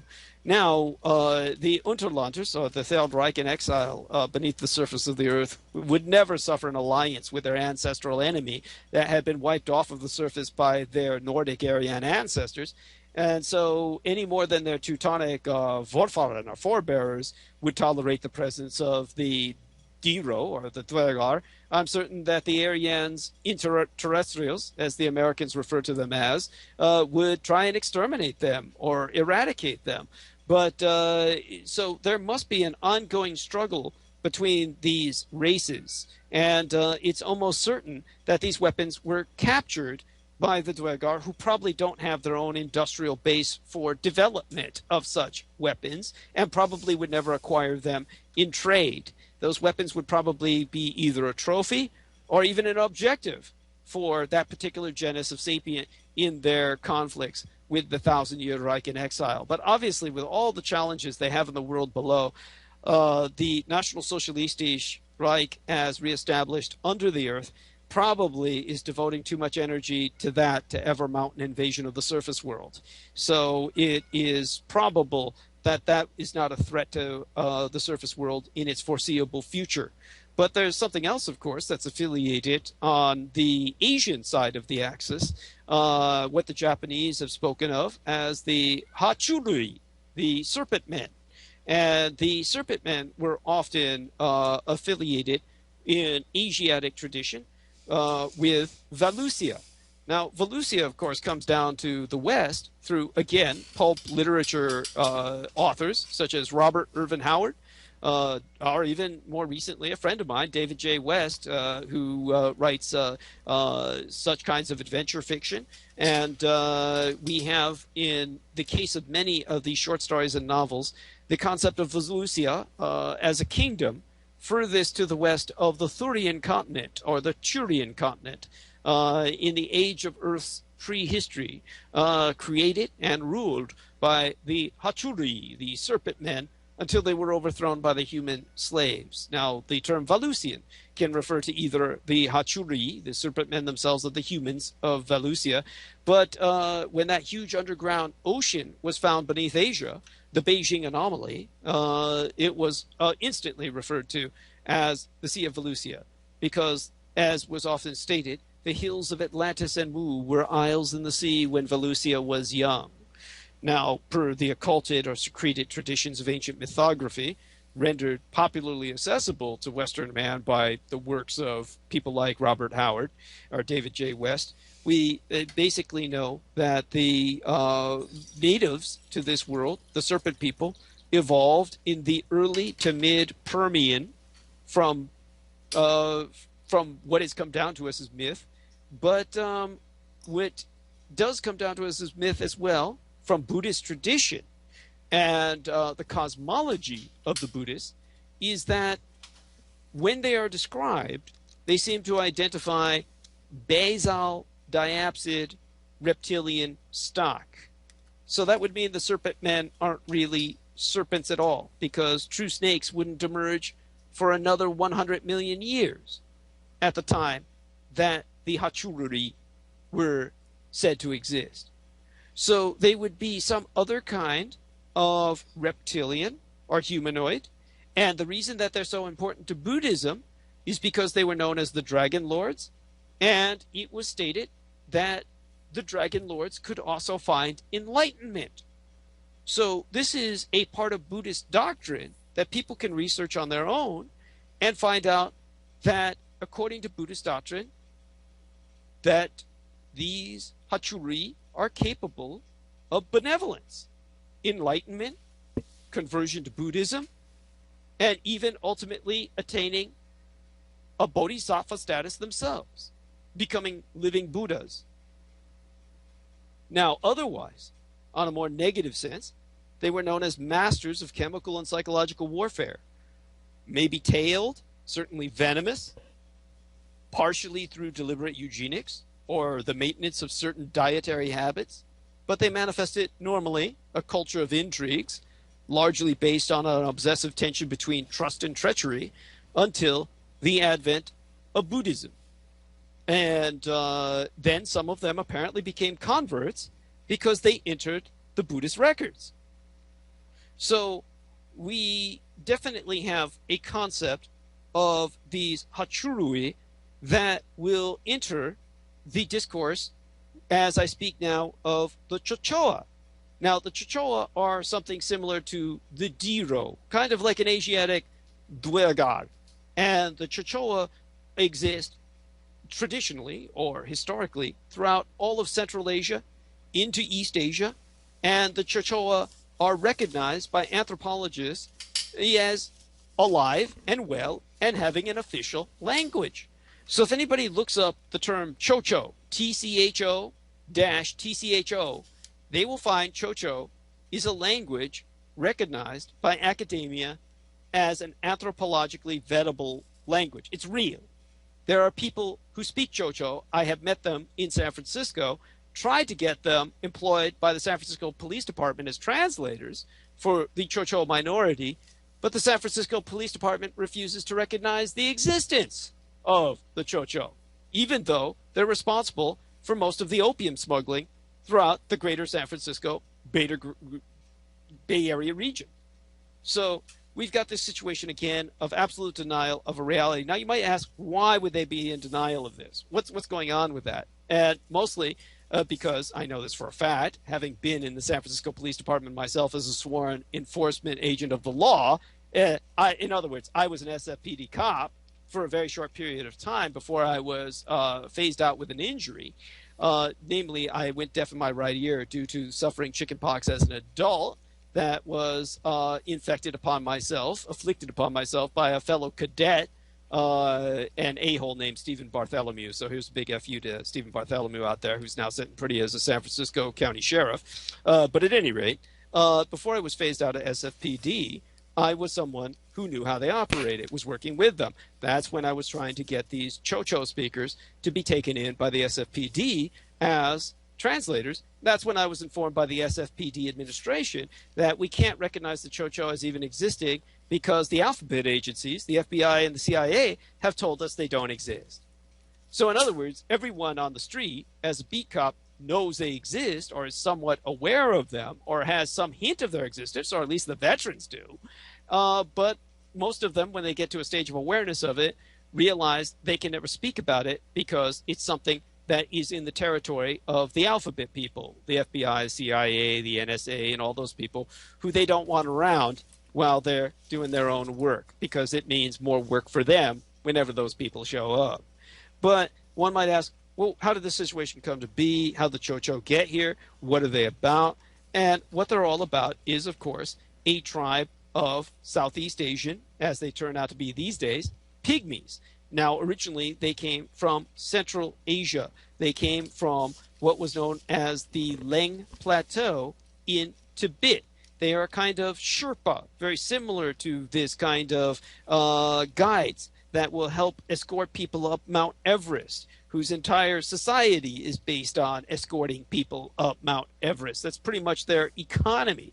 Recently, they've tried to outlaw the overuse of them and the opening of Mount Everest to all these amateurs because of some terrible landslide that took place on Mount Everest that killed so many Sherpa at once, wiped out entire groups of men because of this kind of activity.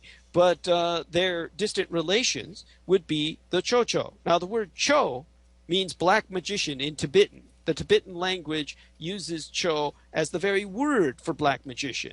Now, there's a Cho chocolate based in San Francisco. Of course, it's moved its headquarters now. They operate out of Oakland, but it was originally in San Francisco where they maintained their administrative offices. And you can look this up yourself. It's easy for anyone to vet. And that word is so distinctive, black magician, for black magic chocolate. One might ask, well, what is all this? Do they have like little pygmies working in the chocolate factory like Keebler has elves or something? But no, it's a lot more sinister than that. That's funny. Yeah, what we have Keebler's Chochoas. Yeah, what we have is basically a race that claims that their god was Da Cho, which people can look up, and it's spelled D-A-T-C-H-O, D-A space T-C-H-O, and Da Cho is not pronounced in any way or shape or form as how it's spelled. It's pronounced Dabsog. And this is because, like the Celtic language, which is entirely unpronounceable and is pronounced in no way, shape, or form as how it's spelled, you have a situation in which the phoneticization has been a botch job. No one really knows how to speak many of these Celtic languages because there's no one left alive who wasn't exterminated to speak many of the subgroups of those languages. The Chocho language is somewhat similar. My father was one of the last people on Earth to see the Chocho communities in China because during the Second World War, they were all exterminated. That's why they're now identified as a Southeast Asian species of pygmy, or the subgroup of humanity if they're to be considered human, which most Asians don't consider them. So their god, Dabsog, is known as the death spirit. So when you talk to many people, like, say, for instance, Daniel Brinkley, who was in the U.S. Army Special Forces during the Second Indochina conflict, the Vietnam War, as the Americans call it, or the American War, as the Vietnamese call it, you have this individual who has seen a lot, and he's died himself a lot. And so when I spoke to Daniel Brinkley about Dabsog, he instantly said, the death spirit. And of course, he's one of these men who was deep in the woods, deep out there in the bush. He knew about these cultures, and yet he thinks of it more as a supernatural phenomenon as opposed to a subgroup of humanity. Now, there were other men who knew a lot better, and these were men in high command or in intelligence, and they were men of low moral fiber and high intelligence, like Colonel Michael Aquino, the officially recognized satanic chaplain of the U.S. Army. Now, when he was involved with military intelligence, he was U.S. Army Special Forces, just like Daniel Brinkley, only he was involved with PSYOPs. And because he was involved with PSYOPs, one of the purposes of Special Forces is force multiplication. Now, keep in mind, people have a totally different view of Green Berets, Special Forces today than they did back in the era of Vietnam. People think Rambo. People think go out and kill. Okay, that wasn't the case for the Special Forces back in the day. During the Vietnam conflict, that wasn't their job. The people who would go out and kill, the assassins of the battlefield, were the U.S. Army Black Berets, the United States Army's Rangers. So the Rangers were entirely different from U.S. Army Special Forces. The Green Berets, who were products of Fort Bragg in North Carolina, and the Green Berets were there as a very violent, armed, highly trained version of the Peace Corps. They were Kennedy's boys. It was Kennedy's baby, and Kennedy wanted a force multiplier that could take friendly populations behind enemy lines and convince them to fight on the side of the Americans against their communist occupiers. So that's why Special Forces... The classic counterinsurgency. Yes, that's why Special Forces was working with the Hmong tribesmen, the Montagnards, and all these various other native tribes throughout Southeast Asia. Well, one of the tribes the U.S. Army started working with was the Chachoa. Now, the Chachoa had migrated into Southeast Asia because they had been persecuted all the way from Tibet through China into finally Laos and Cambodia, where their last great population base was. Now, all of this is a known fact. And, of course, when my father was in China before Pearl Harbor, because my father had run away from home at the age of 16, he joined the Navy to get as far away from home as possible. They gave him his wish. He was sent to the China gunboat patrols in the Yangtze, up the tributaries. He was definitely there at the time that World War II started between the Japanese and the Anglo-Americans, and that was in December 12th through the 13th of 1937, when the Japanese, in response to the Americans attacking the Japanese and Chinese peace negotiations at Nanking, bombed in retaliation His Majesty's ship, the Lady Bird, and the United States ship, the Pan A. And when these ships were sunk, World War II began on the mainland of China that very day, December 12th through the 13th in 1937, and my father was there to see it. One of the other things he saw in country was the Chachoa, and these were a group of pygmy sorcerers feared by all the Chinese, by all the Asians, because they could kill you in your sleep. And he said the horror of it was that they would demand money, they would demand sacrifices, and they would demand everything from the people in exchange for letting them live and not killing them in their sleep. And they would use opiates to enter the dream state, travel in the astral, and murder people in their sleep, just the way people in the Amazon, who are shamans, can use cocoa and various other drugs, psilocybin-type drugs, various kinds of purgatives or mushrooms, to go into the astral and visit each other in the dream state.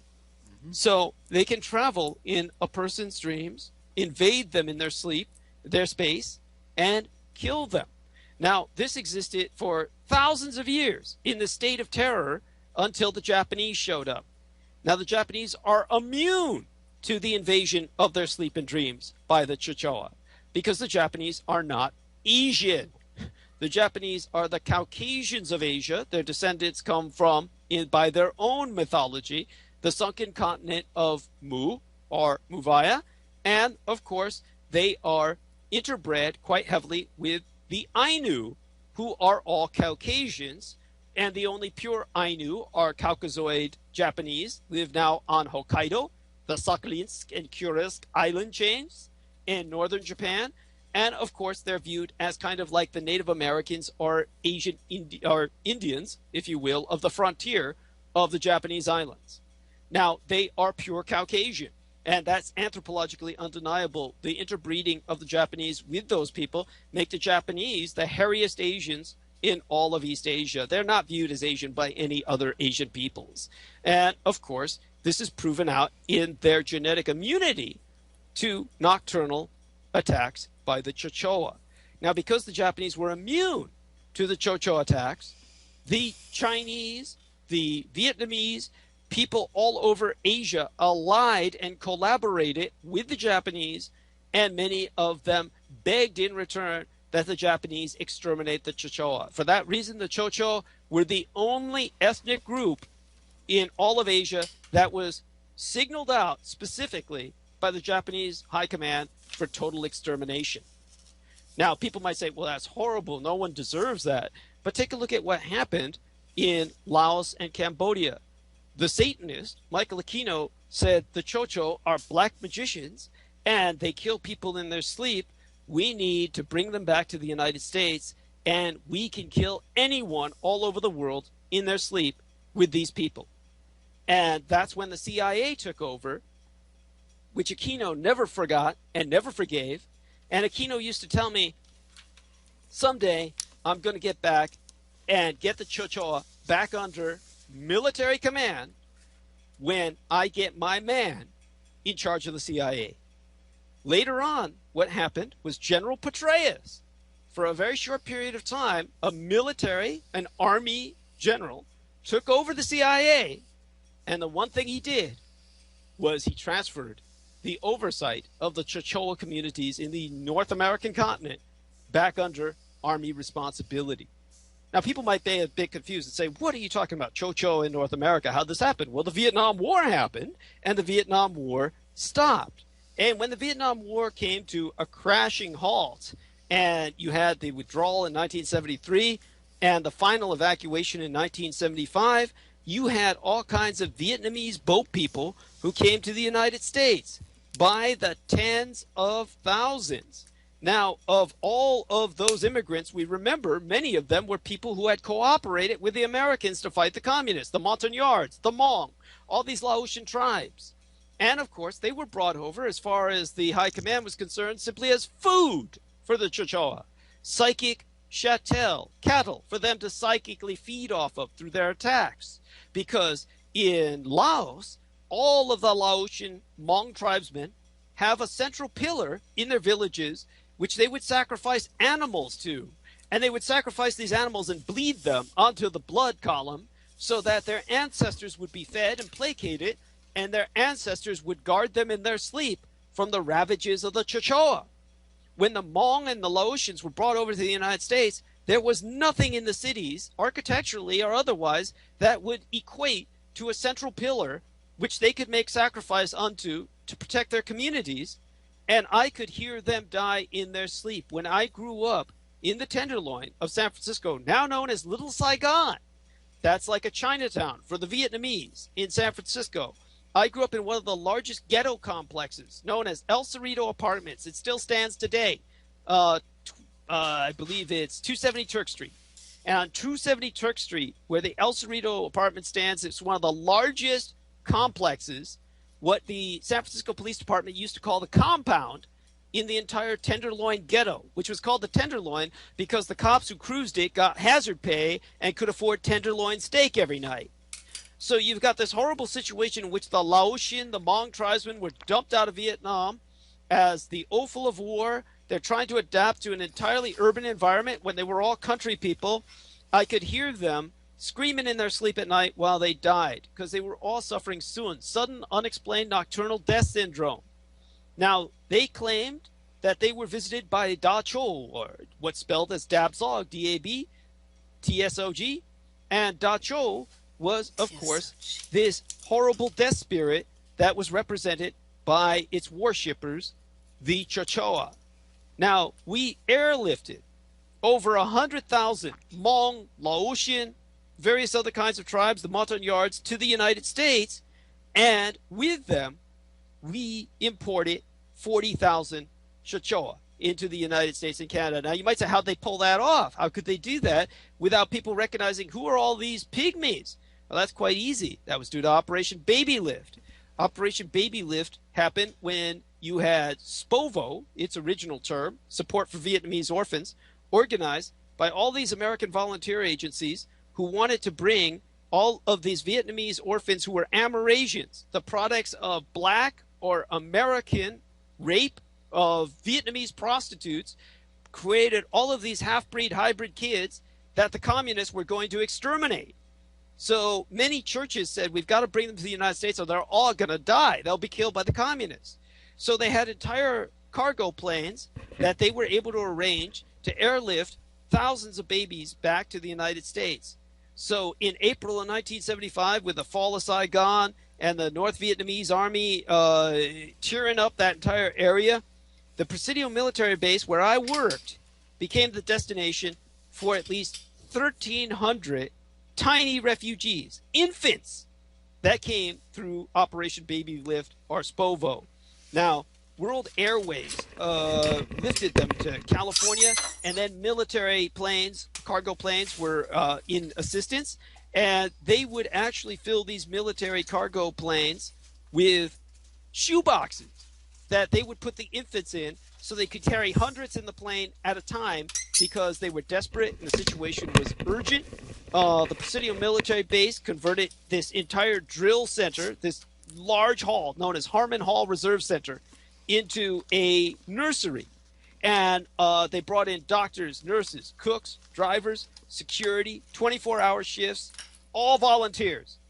And they basically turned this gymnasium-like facility into a large infant nursery until these kids could all be adopted out. Well, in the middle of all that, there was this horrible tragedy. This United States Air Force cargo plane was carrying 243 Vietnamese infants in shoeboxes, 38 nurses, all of them volunteers, a couple of school teachers. So he had about 40 women on board, and they all died with the children when a bomb went off, and it was raining babies from the sky over Saigon on April 4th of 1975. And that's when the CIA stepped in and said, oh, we can't take these infants anymore. It's too dangerous. So we can bring in these 3-foot, 4-foot kids, these really ugly-looking kids who all look like they have Methuselah syndrome and no hair. We want to bring them to the United States because these kids are all like progeria and Methuselah syndrome and shit, and the communists are going to kill them all because they're biologically deformed. And so we got to bring them to the United States out of mercy. Well, these were all Chachoa. And they brought them into the United States, 40,000 of them, and they had to feed.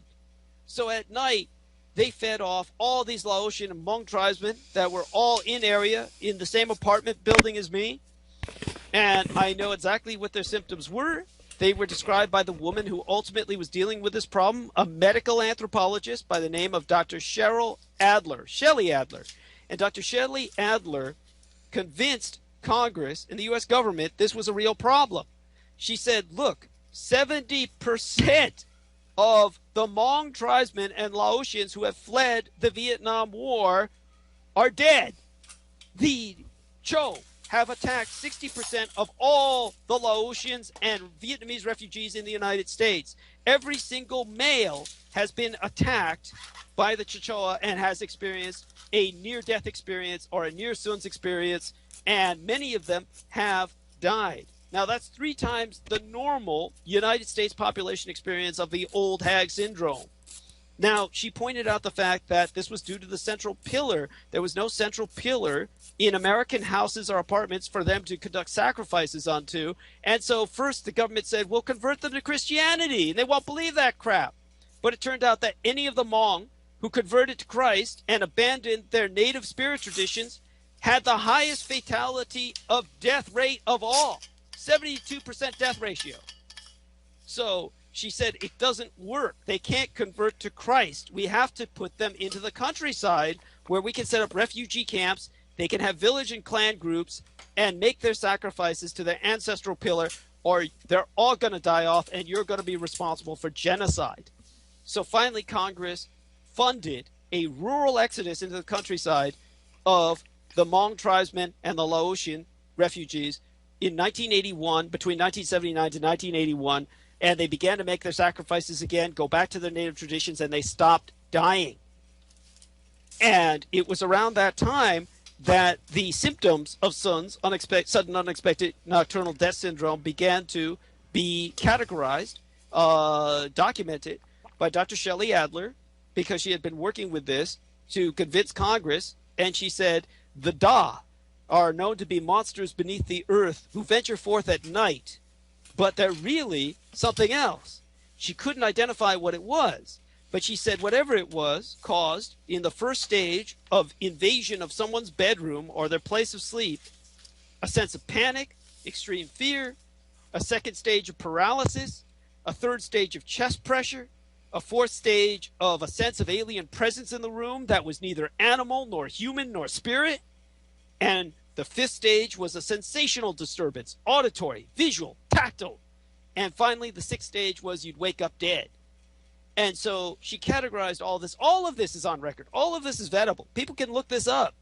And people, the only thing they're not going to be able to find out is, well, what happened? So they put all these people out in the countryside and they all stopped dying. What happened to the Chachoa?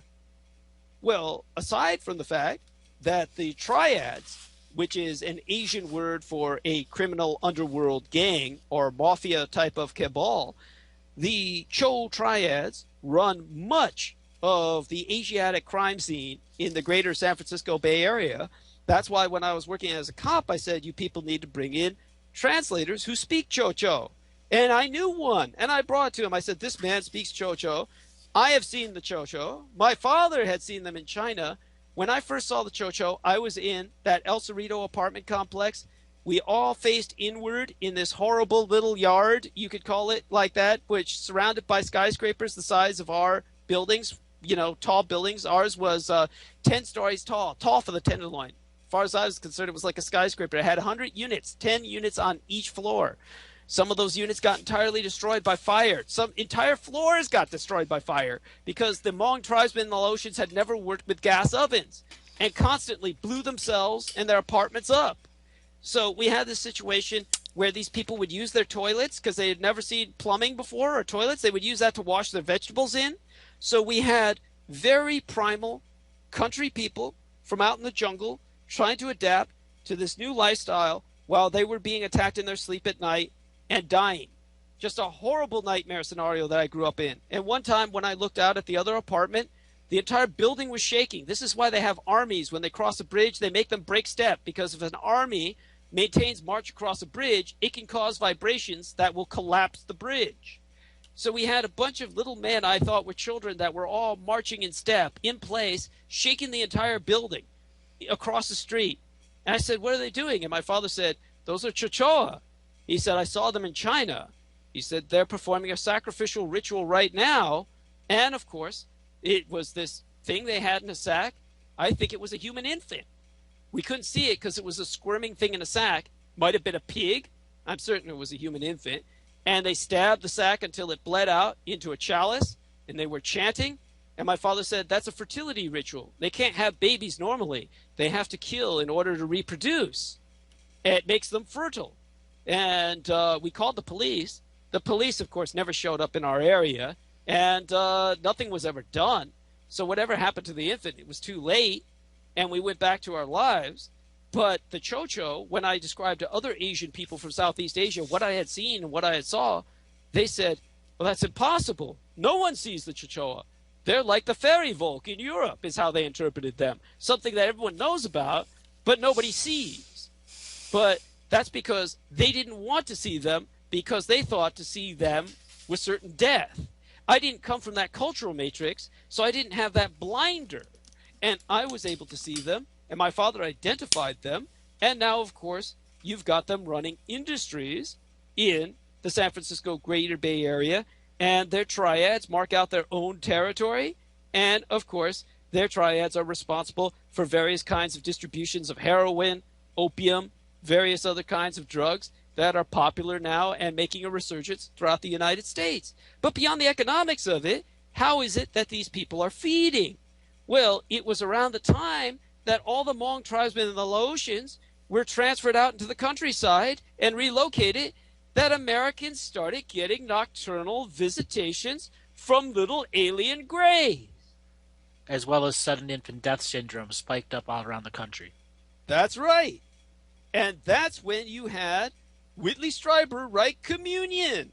And all the white people saw the little bald men. Your average Chachoa has no bodily hair, not even eyelashes. And they saw all these little wizened, wrinkled, bald little men appearing astrally, looking gray. And they all said, oh, these Jim Jams must be aliens. I'm being persecuted at night by extraterrestrials. And, of course, Whitley Strieber was paid to write his book Communion so they could promote just that kind of pablum. So that's who they fed off of. Sudden infant death syndrome of the whites, tortured white adults fed on their pain and their terror at night, and people see them all over the place and they don't know what they are. Well, now you do. So you have this entirely separate sentient subspecies of humanity that are deployed as assassins by your Central Intelligence Agency, now back under the supervision of your Department of Defense. You might wonder, how do they do this? How do they get away with it? Well, take a look at the Hmong tribesmen. Every single Cambodian or Hmong tribesman, barring very few exceptions, especially amongst the Hmong community, is on welfare. To give you an example of how this this is not to degrade them or disparage them. They come from an entirely rural, farming, agricultural, jungle background. They have no ability to adapt to an industrial or post-industrial service society or economy at all. And the few that have done so have been like the Cambodians who have opened up donut shops all over the United States. The donut industry in the United States is heavily dominated by Cambodian immigrants. Now, aside from stuff like that, very few of them are employable. Very few of them can adapt to our lifestyle, and they still hunt in the woods for their food. And these people, of course, are, because of their way of life, dependent on welfare. And so when I had an example of this one clown I knew, if anyone watches Roswell and the Rising Sun, there's this clown who's turning the basically the slide reel for me, and he had a wife who was from Thailand, and she was making a killing for a year in the vitamin sales industry, because she turned to the Hmong community and she said, oh, we can all make money selling all these vitamins. And so they acted as telemarketers, working out of their homes, helping her sell all these vitamins, and she became the top vitamin sales girl in the United States for that particular scam. And then it all fell apart when social workers told the Hmong people, hey, if you're working and employed, we have to cut your Social Security. We have to cut your welfare. And so they all stopped working just as soon as they had worked for her and brought her up to the top of the pyramid, where they were having her deliver all these presentations on how to be a successful sales girl and all that stuff, even though she didn't speak a word of English. So then this Thai girl went from the top salesperson of vitamins in the U.S. for this particular scam to crashing down to zero income, because the Hmong tribesmen, who had all been working for as telemarketers, as soon as they were threatened by the social workers, their welfare was going to be stopped. They all stopped at once, just like, somebody swerving a ship and onto a different course. And so the government can do whatever they want with these people by threatening their economic livelihood. And that's why the Hmong and the Laotians were brought as chattel for the Chachoa. And when they were relocated by another branch of government, the U.S. Congress, thanks to Dr. Shelley Adler, then the military, initially the CIA, but then later now the Department of Defense, took over the Chachoa and redeployed them against you. And the Chachoa, aside from running all of this crime, are, of course, on welfare. So they're maintained by the DOD, by government checks, and their primary job is to terrorize you at night and kill you if you're targeted. Or even if you're not targeted, you're just food. So think about that and dwell on that.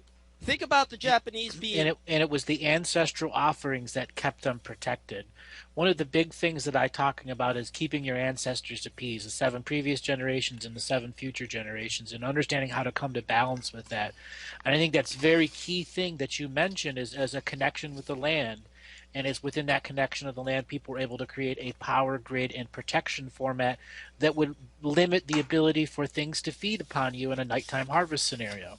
which is something else I talk about in a big scenario. How all the sacred geometry cities, which are all done by masons, have operators that maintain these sacred geometry places that collect ghosts and are traded amongst cities.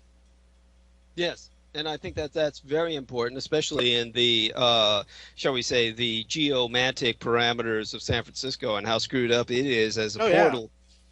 We've gone into that before on a personal level, and we can go into that publicly again sometime in the near future. In the meantime, my Executrix producer, Laura Lee Solomon, has brought up the Nagas, which of course are somewhat connected with the Hachuri as a kind of different species of reptilian humanoid that is known throughout East Asia. And there is even a Naga people that people can look this up themselves and verify this. There are a tribe or a people known as the Naga. There is a Nagaland in Burma, Myanmar. And so she brings up an excellent point with that. Now, it's getting very late where she is. She's on Texas time. We may have to let her go soon.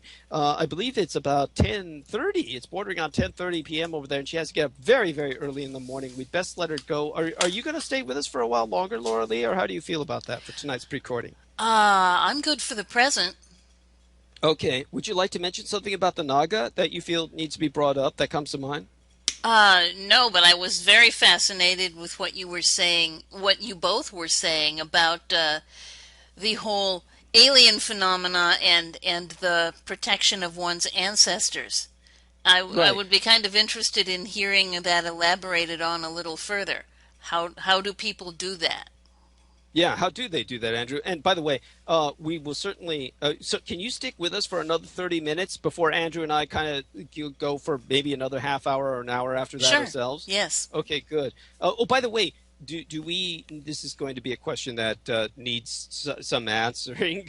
Do we need you here with us to maintain the recording, or is that something that? Yes, actually we Okay. do. Oh God! Oh God! Well, answer her question, Andrew, and let's take advantage of her presence so we can continue. So when it comes to protecting your you're doing ancestral protections. One of the first things is you have to declare your boundaries, and that is your bed is your first boundaries, and that's the four corners of your bedroom is where you take objects that you empower your protective information and structures with. I do not want my dream to be interrupted by something that is not an ancestor. I am not freely sharing my energy. I do not allow things to come into my dream times and alter my dream state unnaturally. And you make these statements in what I call contract revocation, invocation, where you declare your boundaries. And the next layer is you take objects and you impress your authentic signature frequency of protection into these items and place them in the four corners of your room.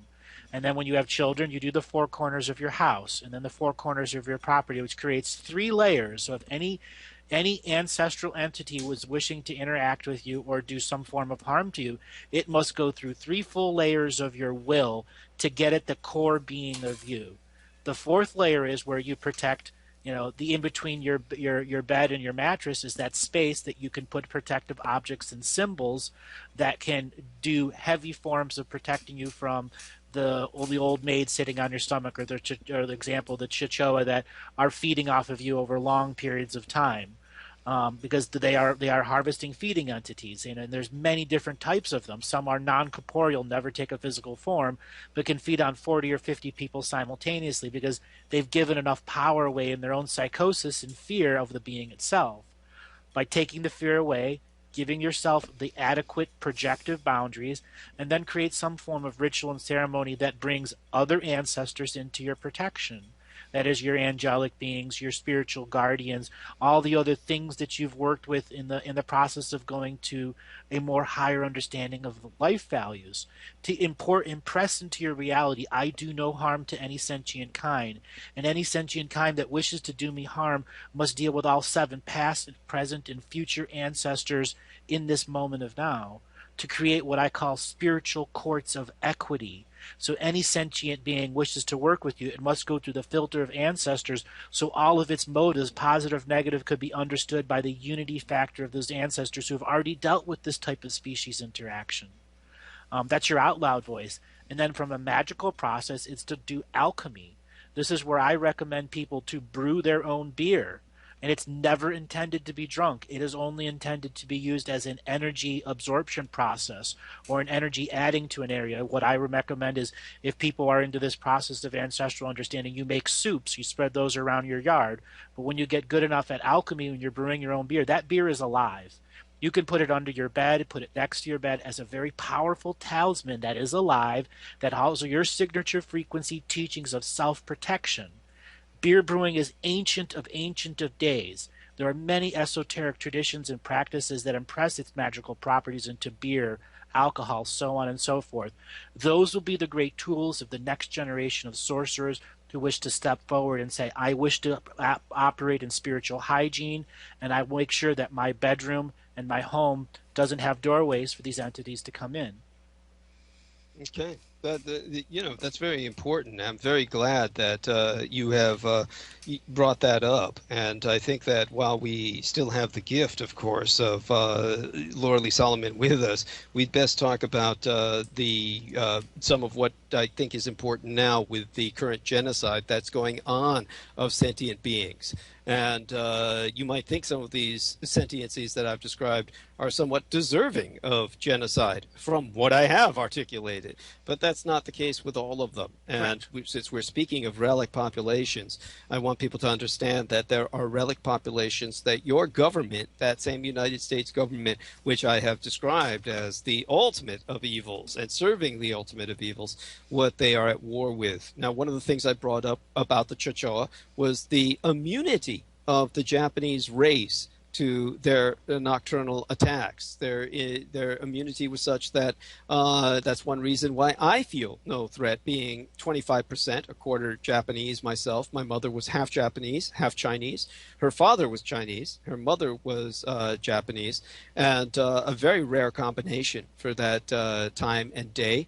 And when she was born in Tokyo in 1923. And so I myself might have been vulnerable to the Chachoa, but obviously that Japanese quarter of myself genetically and in terms of bloodline has rendered myself immune. You're a little too spicy for them. Yeah, well, where does this immunity come from? Well, a lot of the immunity... Exactly, where does it come from? And the immunity comes from, according to the ancient and occult Japanese sources, to which my mother was definitely a student of. Her parental background was such that one of the reasons why a Chinese man was respected enough to be allowed to take on a Japanese bride during that day and age that was infamous for a lot of hostile interaction between Asians and the Japanese was because of the fact that her background from her father's side was of nobility, going back into the Manchurian nobility. And so her knowledge of the ancient days was maintained through her family bloodline, and she knew quite well of not only their origins, but also of the origins of the Japanese race itself. So we have the concept of the Japanese imperial line, and the Japanese imperial line is something that derives from the priesthood of the sunken continent of Mu. And these people who ruled or existed on that continent were known, of course, as the Muvians. And the Muvians were, of course, to play an enormous part in Japanese culture and ultimately in American culture in ways before the Shinto religions really took over. Yes. Well, they were part of the formation of the Shinto religion long before Buddhism. Before Buddhism, Shinto enfolded all things in Japan without all ancestral wisdoms and magics, yeah. That's right. With no doctrine, founder, or specific philosophy or moral code, it was forced to define itself and develop such when the beliefs of Buddha arrived in the capital of Nara about the time of the 6th century, which is just like yesterday in terms of Japan, because Japan's dynasty prior to the attack on Pearl Harbor had developed a plane that could fly all the way from Tokyo to New York nonstop as part of their attempt to celebrate the 2600th anniversary of the Yamato dynasty. So prior to the attack on Pearl Harbor in 1941, the Japanese imperial dynasty was already 2,600 years old. That's not something that they want out there in the public notice. That's something the Americans don't want out there in the public notice, because Japan, of course, is still an empire under constitutional rule of the emperor. Now, of course, we have Shinto, which was not at all subsumed by the new faith of Buddhism, but maintained its importance with the Japanese peoples by transforming into a shrine faith that was overseen by a priestly caste, and this class replaced the ancient clan shamanesses, which had existed prior to the arrival of Buddhism in the 6th century. But these shamanesses, this matriarchy, where did it come from? And even few Japanese realize this, just how far their imperial line can be traced back into time, even though everyone knows it's the oldest imperial line that's unbroken in all of human recorded history. No one knows that it goes back to Amaterasu, the sun goddess. Well, the Japanese know that, but they don't know exactly how outside of the Shinto priesthood. And my mother found out about it through, of course, her royal connections through the Manchurian bloodline, which intermarried with the Japanese imperial bloodline and became subsumed by it during the time of Emperor Puyi and the dynasty of the last emperor of Manchuria, also known as the last emperor of China in American popular recollection. Now, it's no secret, of course, that the ethnic Japanese are not the original inhabitants of the Japanese archipelago at all. That honor goes to the Caucasian Ainu people now living in the cold climes of Hokkaido. But the ethnic Japanese arrived en masse on the islands around 25,000 years before Christ. And they were the last tattered remnants of a devastated civilization. They were named the Yayoi culture by archaeologists. And these survivors brought Shinto and a matriarchal leadership of the mammacy, the idea of a female papacy, to Japan, not in the Catholic sense, but in the sense of a Shinto faith. And kami faith, the faith in the gods of the nature that was all around us. And these kami shamanesses acted as leaders in each settlement. And with them they brought serpent motifs that permeate ancient Shinto, now existing in this highly stylized form, such as braided ropes that tie two rocks together in various islands all about Japan. And the kind of symbol that you see of that braided paper that looks very serpentine are sinusoidal, as was described by my executrix producer. So the serpents were important because the Yayoi came from the land of Mu, where man and Hachurui, or serpent person, existed side by side. Well, probably at the time where what's considered the cavernous earth and the surface earth intertraded, interacted, interbred, warred, and fought, and all of the things before the common history was rewritten. Yes.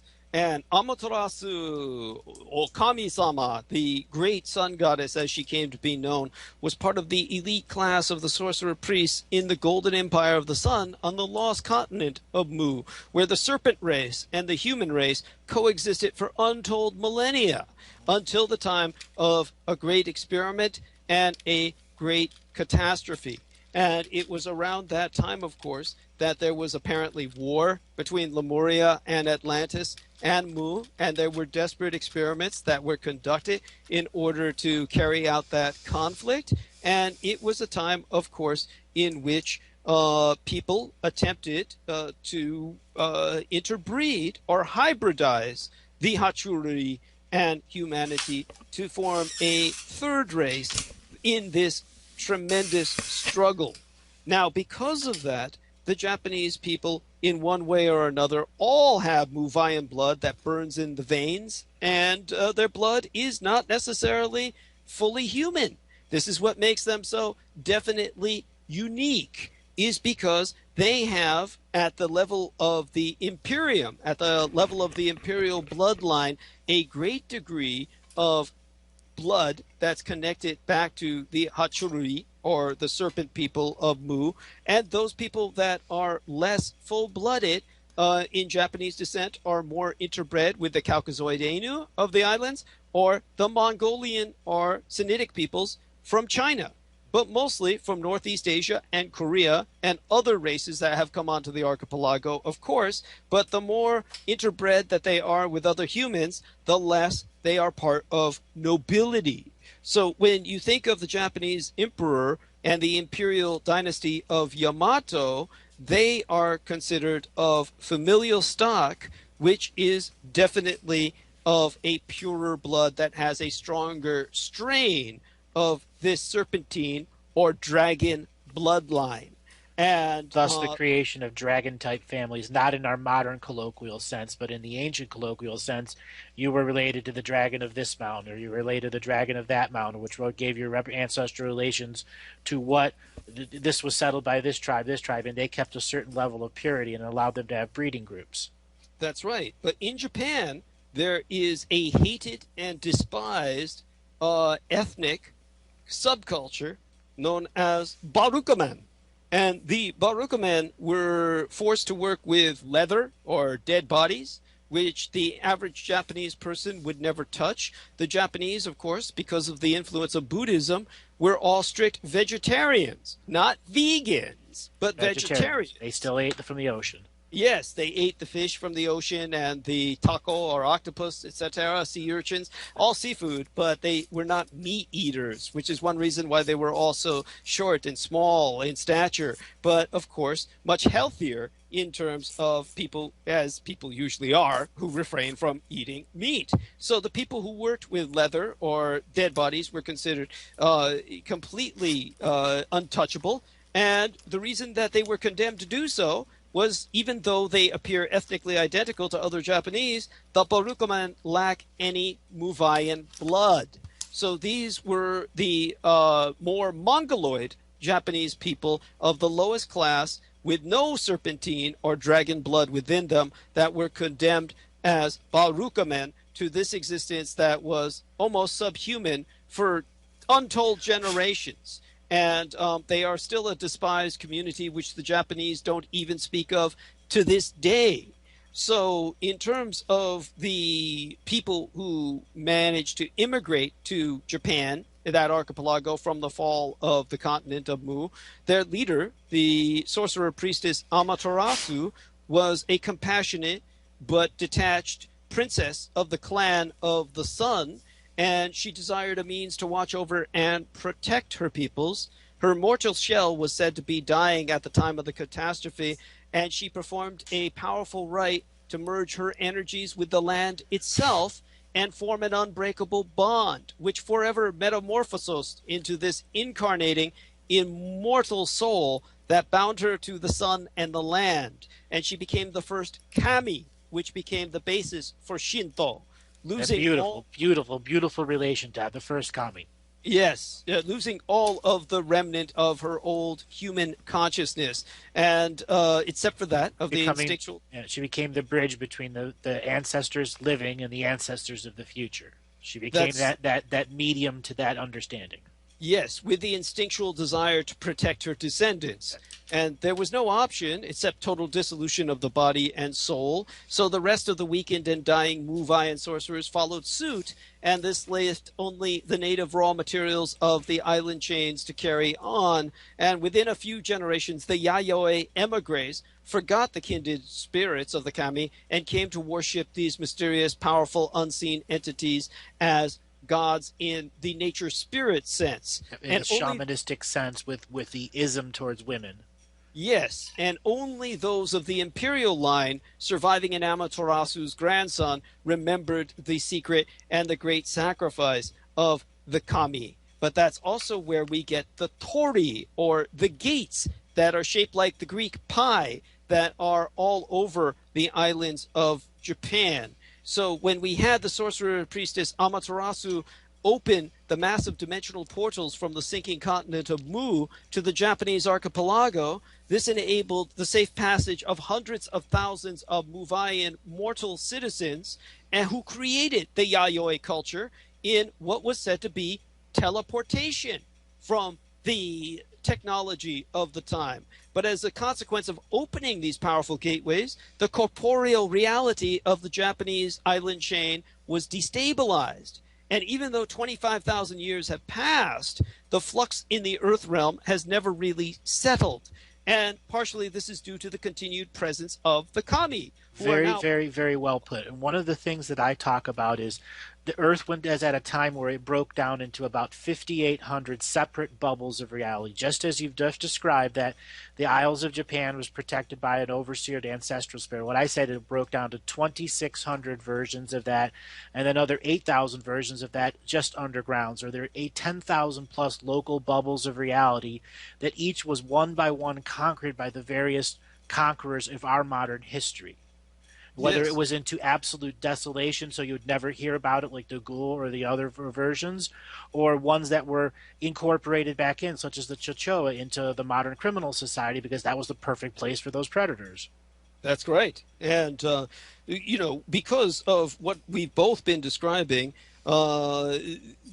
like I said, even though many thousands of years have passed, this flux in the Earth realm has never really settled, and this is partially due to the continual presence of the kami, Which or is the thus nature the spirits. dragon triangle in the ocean that connects all those islands via teleportation tunnels, or the ancestral gate tunnels, which are now um, protected by the individual kami of the individual Shinto shrines. That's Each right. shrine was a moon portal, or some form of portal that could connect you to another one, which led you down like a treasure hunt of places to go to find what portal led to the right realm. That's right. And keep in mind, for the general public, the Dragon's Triangle is, of course, Asia's version right off the coast of the islands of Japan, their version of the Bermuda Triangle, where much takes place in terms of ufological phenomenon, or USO, or undersea submersible objects, or unidentified submersible objects, etc. Various other kinds of sightings of creatures or cryptozoology take place. So it is a place of this tier in the fabric of space and time. And the kami, of course, are now bonded to every physical component in the region. They bestow a spiritual component to inanimate objects. And because of that, reality's never been able to heal properly with the kami bound and around, and the dimensional instability is strongest wherever the gifted shamans have erected torii on these various rensa, or nexus points of power. And the very shape and form of the torii gates themselves are the remnant of a Muvayan high technology of teleportation. Now, the thousands of torii erected across the face of Japan have become passive portals, and they further ensure the unstable dimensional composition of the land of the rising sun. And this, of course, was rendered highly unstable, even more further so, by the detonation of atomic bombs in Hiroshima and Nagasaki, which have succeeded in damaging the space-time matrix and causing hundreds of temporal and dimensional rifts between Earth and Yomi, the land of the dead, the realm of the hungry spirit. Beautifully put it. I talk about the Dragon Trial as one of Earth's major paradoxes that it created for itself.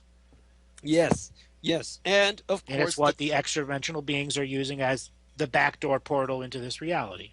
that's right. And because of this, the greater kami, the former Muvayan wizards and sorcerers, are acutely aware of the menace of the extra cosmic anti-gods, the great old ones, Bingo. the outer gods, and the threat they pose to humanity. And of course, in their roles as the self-appointed guardians of the land of the rising sun, they basically are simply rooted to the spot, and they are very much limited by their nature of manifestation in Japan itself, but their greatest ability to protect Japan is to mobilize the elements around it. And in this sense, Japan is one of the safest places in the world that is immune from the predations of these elder gods and outer gods, which the American military has been attempting to harness. Now, much of this strength of Japan comes from its connection to the sunken continent of Mu. In 1185, the ruling clan of Japan, the Heika, were fighting for their survival against a rival clan, the Genji. And this is recounted in one of the most famous stories of ancient Japan, the tale of the Heika. And the Heika emperor of Japan, and Toku, was only 7 years old, and his grandmother, the Empress Dowager Kiyomori, held the actual power. When the Genji asserted a superior ancestral claim to the throne, this sparked a civil war that lasted over 5 years and tore apart the archipelago. And it climaxed in a sea battle that occurred at Danoura in the Shimonoseki Strait off the southern tip of Honshu in the year 1185 on April 24th. Now, because they were outnumbered and outmaneuvered, the noble Heike samurai threw themselves into the ocean rather than suffer the dishonor of capture. And Lady Kiyomori fled with Antoku in a fishing boat, vowing that the Genji would never take the young emperor. Now, at her bidding, the child put his hands together and turned to the east. They said farewell to the god of Yese, and then they turned west. They recited the Nambutsu, a prayer to the Bodhisattva Amitabha, and the Lady Kiyomori took him in her arms and said together as they jumped into the waves, her final words were, "In the depths of the ocean is our capital." Now, it's said that the Heike warriors, of course, still walk the bottom of the sea in the form of crabs. But the reality is that during the Second World War, the American Navy began to encounter all kinds of phenomena that gave them the idea that the legend of the Heike crabs, which are spoken of in a very ignorant and stupid sense by Carl Sagan in his television series Cosmos, as being given much more of a chance to breed because the Japanese wouldn't eat them. Well, the Japanese never ate them because they taste terrible and there's not much meat in them, and it had nothing to do with selection based on superstition. No one knows why the Heike crabs have the faces of samurai inscribed on the backs of their shells. And certainly this mythos provides as good an explanation as anything that Carl Sagan came up with, which was entirely stupid and fallacious and had nothing to do with reality. But it was known that the Japanese felt that these were spies or reconnaissance, these crabs, for the underworld continent or the undersea continent of Mu and its empire, the shogunacy beneath the sea. And it was further known that that empire communicated through the use of dolphins and whales. Now, of course, whatever the Japanese have done in terms of whaling compares not at all to the damage that the Americans have done with their genocide of the cetaceans and the whales. Now, keep in mind that India is the fourth nation on Earth to outlaw the use of dolphins in SeaWorld type shows, and they're the first nation on Earth to declare dolphins officially as non-human or non-human yes. persons. Yes. But the reason that they did that is because this was recommended by Western scientists who had proven that dolphins are far more intelligent than human beings. Right, and there was a person that in the late 1980s, Alexander Nesterov, who proved that the horse can learn to spell and did it in front of the whole Communist Party, actually. Well, yes. Now think of that with the dolphins, who have been proven to have a far greater cranial capacity than human beings, are able to communicate at far greater nuances with their sonar and their distance. And, of course, during the Second World War, the Americans began to suspect this with their submarine losses in fighting the Empire of Japan. In terms of what happened in World War II, the Americans deployed their submarines against the Japanese Empire and found themselves fighting a two-front war against an undersea force that they could not identify. The United States submarine losses were supposed to be non-existent because supposedly there was nothing the Japanese had to fight American submarines with, other than, of course, mine warfare and sea mines, depth charges. There were, of course, gunning down of submarines. Plenty of submarines were admitted to have been lost to enemy action, but there were plenty of mysterious losses. Now, overall, the whole issue with the torpedoes at the very beginning of the World War II, where an entire series of torpedoes was said to have a major issue with its firing trigger. That's right. That's right. Well, the Americans, of course, built the worst torpedoes in the world. But adding to that were other mysterious malfunctions. Very important to remember the Americans brag about their silent service all the time. They talk about the fact that the submarine service of the United States Navy was 1.6%, literally less than 2% of all Navy personnel during the war, but they accounted for over half, over 55% of all Japanese ships sunk, including 1/3 of the Imperial Japanese Navy. And of course, they suffered in turn the highest casualty percentage of all American armed forces. They lost 1 in 5 submariners. Some 16,000 submariners served during World War II, of whom 375 officers and 3,131 enlisted men were killed. That accounts for about 3,505 submariners lost during World War II, along with 52 submarines. That's the highest percentage casualty rate of any branch of service, 23%. So with that, you have something that is not supposedly a mystery in and of itself, but you have a mystery in losses which the Americans only were able to identify as cause unknown. And those cause unknown cases were what I was able to see documents thereof, because they came through Treasure Island and were collated from that naval base to the Presidio military base, where I was able to see the fact that they felt they were taken by an undersea intelligence allied with the Japanese. There you go. Making all the connections. And when it came to that, the Americans declared war, which never ended. That's why in this day today, you have the American High Command. Now, people who doubt me can look this up and vet it for themselves. The American High Command is obsessed with always maintaining the capability of fighting a 2.5 front war. Now, where does that strange concept come from? What does that mean? A 2.5 front war. What it means is that during World War II, they fought against the Third Reich in Europe. They fought against the Japanese in the Pacific, and there was a half front, a hidden front, the covert front of what was going on underseas, where the United States Navy was fighting a secret battle that was life or death against forces unknown and unidentifiable, what they called, since the beginning of 1942, the underwater empire of Mu. And, of course, this was wiping their sailors and submarines out from under the waves. And as a result, they have been since obsessed with destroying that undersea empire, and its primary method of communications is through non-human persons or dolphins and whales and porpoises.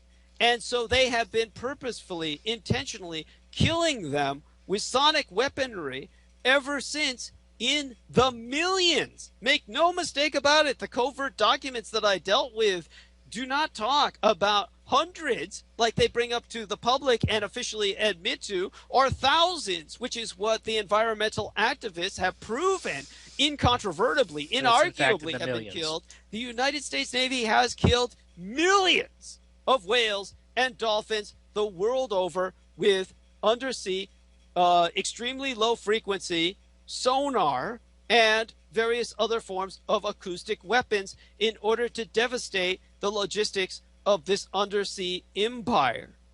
Now, when people want to know how sonar harms these species of beautiful animal, it is something where the Navy will deny the facts, but you have a situation in which they use 235 decibel pressure waves of unbearable pinging and metallic shrieking. At 200 decibels, if this were audible to you on the surface world, the vibrations would rupture your lungs. And above 210 decibels, the lethal noise would literally bore a hole straight through your brain until it hemorrhaged that delicate tissue. And if you're not deaf after this devastating sonar blast, you're dead.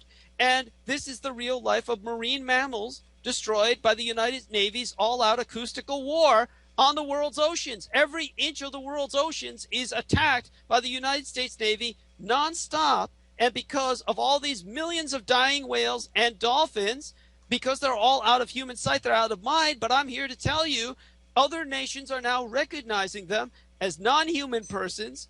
And as non-human persons, this means your Navy is responsible for the genocide of millions and millions of NTIs, non-terrestrial intelligences. Yep. Something I've said for many, many years now. There's 7,300,000,000 human beings, and then there's 50 billion sentient beings that live on this world we haven't even been introduced to yet. Yes, that's quite true. I think that that's what that's about all we can tolerate now for your audience, baby. I'm sorry. I was looking at a text from Lori Lee Solomon. She had to put baby girl, her cat, in the cat's room. so yes, but yes, I think that we need to baby our audience, and that really we've taken them to the edge of what they can handle. I think with this discussion, but we've spoken of relic populations. People now know we are at war with a non-human empire beneath the sea, which covers the majority of our planet's surface. As I said, there's far more water beneath the surface of the Earth than there is water above the surface, but that water above the surface is 3/4 of our planetary surface. And to put this into perspective for you, as the United States of America, as the aggressor in this war, it is very important to remember that the United States has far more territory in the ocean legally under United States official jurisdiction and occupation than it does on the continent of North America. It's called an EEZ, or an exclusive economic zone. So when you take the exclusive economic zone of fishing rights, mineral exploitation rights, if they ever get to the point of developing the ocean floor for its invaluable and priceless minerals such as tantalum, which comes from meteorites that have struck the Earth from space, which we line our cell phones with and comprise the majority of technology behind our modern communications in terms of transmission, this tantalum is sourced mainly on the surface world from Africa. The fight of private corporations hiring private mercenary armies to gain control of these mineral regions in the Congo has led to the death of 5 million Africans on that continent. And none of this is something you've ever heard about, but it's all the blood that goes into your cell phones. Same thing like the blood diamonds, it's a blood other mineral. That's right. Tantalum, which is not an earthly or terrestrial mineral. It comes from space. It comes from meteorites. And, of course, much of the surface of the world was once underwater, and much of what was once underwater was once the surface. So there's tantalum on the ocean floors that dwarfs what's in Africa. And America maintains control over much of that tantalum with its mineral rights at the bottom of the sea on the seabed. As well as access to those communities if they're technologically organized, which at some level, they're got to be technologically organized as well as spiritually organized. Yes, well, Mu, the Empire of Mu, is concluded by your United States government. This undersea shogunacy, allied to Japan, is concluded to be a post-singularity civilization. There you go. And in terms of what the Americans are doing, they're messing with an empire that could strike back with scalar weapons and literally melt and dissolve coastlines across the world. Reality-altering and devastation weapons. Yes, and America occupies the majority of this empire in their own demented, twisted mind through their exclusive economic zone or their terrestrial territorial seas. And their territorial seas are stretching out 200 nautical miles from the coastline of any American coast or island.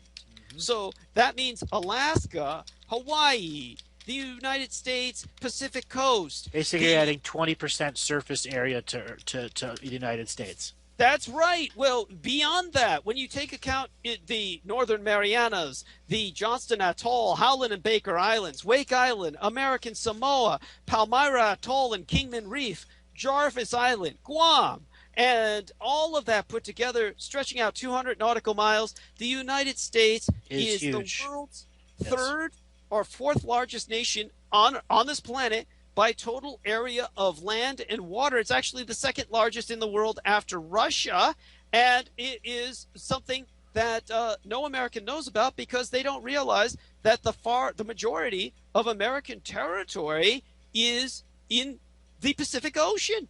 If you take a look at America's territory in the Pacific Ocean, we have something that covers an enormous amount of square mileage through its exclusive economic zones. As a matter of fact, the largest nation in the world, when you count its maritime zones, is France. The second largest in the world is the United States. And when you compare the square mileage of the United States, we're talking something like 4 million 723,729 square miles of area that the United States has in the Pacific, and only 3,806,000,000 square miles on the North American continent. We've got more territory in the ocean than we have here. And that America is occupying that territory violently by killing, trying to wage war against a superior civilization, which is far more developed than we are, that may ultimately strike back by literally disintegrating our very continent from which we are waging this aggression. But this has been going on for centuries and centuries and centuries, each in a different form, whether it was the East India Trading Company that was trying to break into the Asiatic countries to ultimately get to the Moose societies, or the early settlers of the early days. It's all interacted through the Templars. All of this relates to the bigger story. As both historians here, we understand that this comes to something.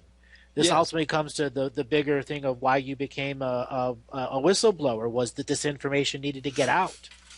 That's right. And because it's 11 p.m. Texas time, I'd like to ask my Executrix producer, Laura Lee Solomon, we could use some reality altering, and that's what you teach people to do for themselves on your show, Paths of the Great Adventure. Tell us about that, and give us the time that it's on and days that it's on, and tell us about, a little bit about what they can do now in response to everything that I've just said, which is profoundly disturbing, I would hope, to everyone listening. What do you This have will to say? make a great Halloween show.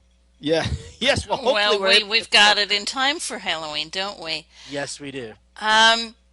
What I teach is to people to create their own worlds using their own imaginative powers. And that is a basic exercise I set my listeners to using key 1 of the tarot, which is the function of attention and their imaginations. Basically as I called it a concentration practice, but it is really a creative practice. It's both things. They work hand in hand. But anybody can imagine, and that is the context in which the work goes forward there. My show airs from 2 a.m. to 4 a.m. Eastern Time on Revolution Radio, freedomslips.com. It's Paths of the Great Adventure. It's all about the tarot and Kabbalah, and spiritual practices, of course. That's wonderful. And that helps us on an individual level to alter our reality towards a positive, at least on an individual level, where we can hopefully alter consciousness everywhere and bring an end to this madness by the military junta which runs your government. And I definitely want to emphasize that this is a positive place where we could end this conversation now. And we want to both thank Andrew Bartzis for making this possible, and certainly for helping to draw out the information from us with the best of all possible hostings that he's provided. Wonderful human being, the Galactic historian, with his GNN, his Galactic News Network, with a wonderful purpose in life. And we want to keep him in our thoughts and prayers, and we want to direct people to the activities that he does, and how beneficial they are to all of us in terms of enhancing our awareness at a cosmic level. And I myself, my own program is Critical Omissions on Tuesday nights, and the Saturday Night Firing Lines on the weekend. And both of those are 10 to midnight Eastern Standard Time, or Eastern Daylight Time we're on right now, until the near future, when we change back and fall back into standard. And I do want to remind people that is because we're on wartime. The entire daylight savings is wartime. It was originally instituted by Woodrow Wilson in World War I. It was revoked at the end of the First World War. It was started again by Franklin Delano Roosevelt for the Second World War, and we have never been taken off of it because the Second World War has never ended. While it ended with victory for the surface nation of Japan on the Japanese archipelago in 1952. Yes, you can look that up and vet it. At the Presidio military base, the Japanese-American Peace Treaty was signed. The Treaty of San Francisco went into effect. the birthday eve day of Emperor Hirohito in 1952. Till that point in time, the Empire of Japan and the United States and Great Britain were legally at war. It ended in Japanese victory, and now that war continues against the Thousand-Year Reich in exile in Unterland, and it continues against the Empire of Mu, or the undersea Muvayan shogunacy, which is a very, very dangerous aggression indeed. And that's why we're still on wartime. Now, that's part of the madness. Get us off wartime, get us out of the war, and we can work with these non-terrestrial intelligences towards peace, or at least coexist without disturbing each other in this genocidal madness which your military junta is responsible for. And they've gotten Congress to support them, and they continue to play what they call war games. There's no game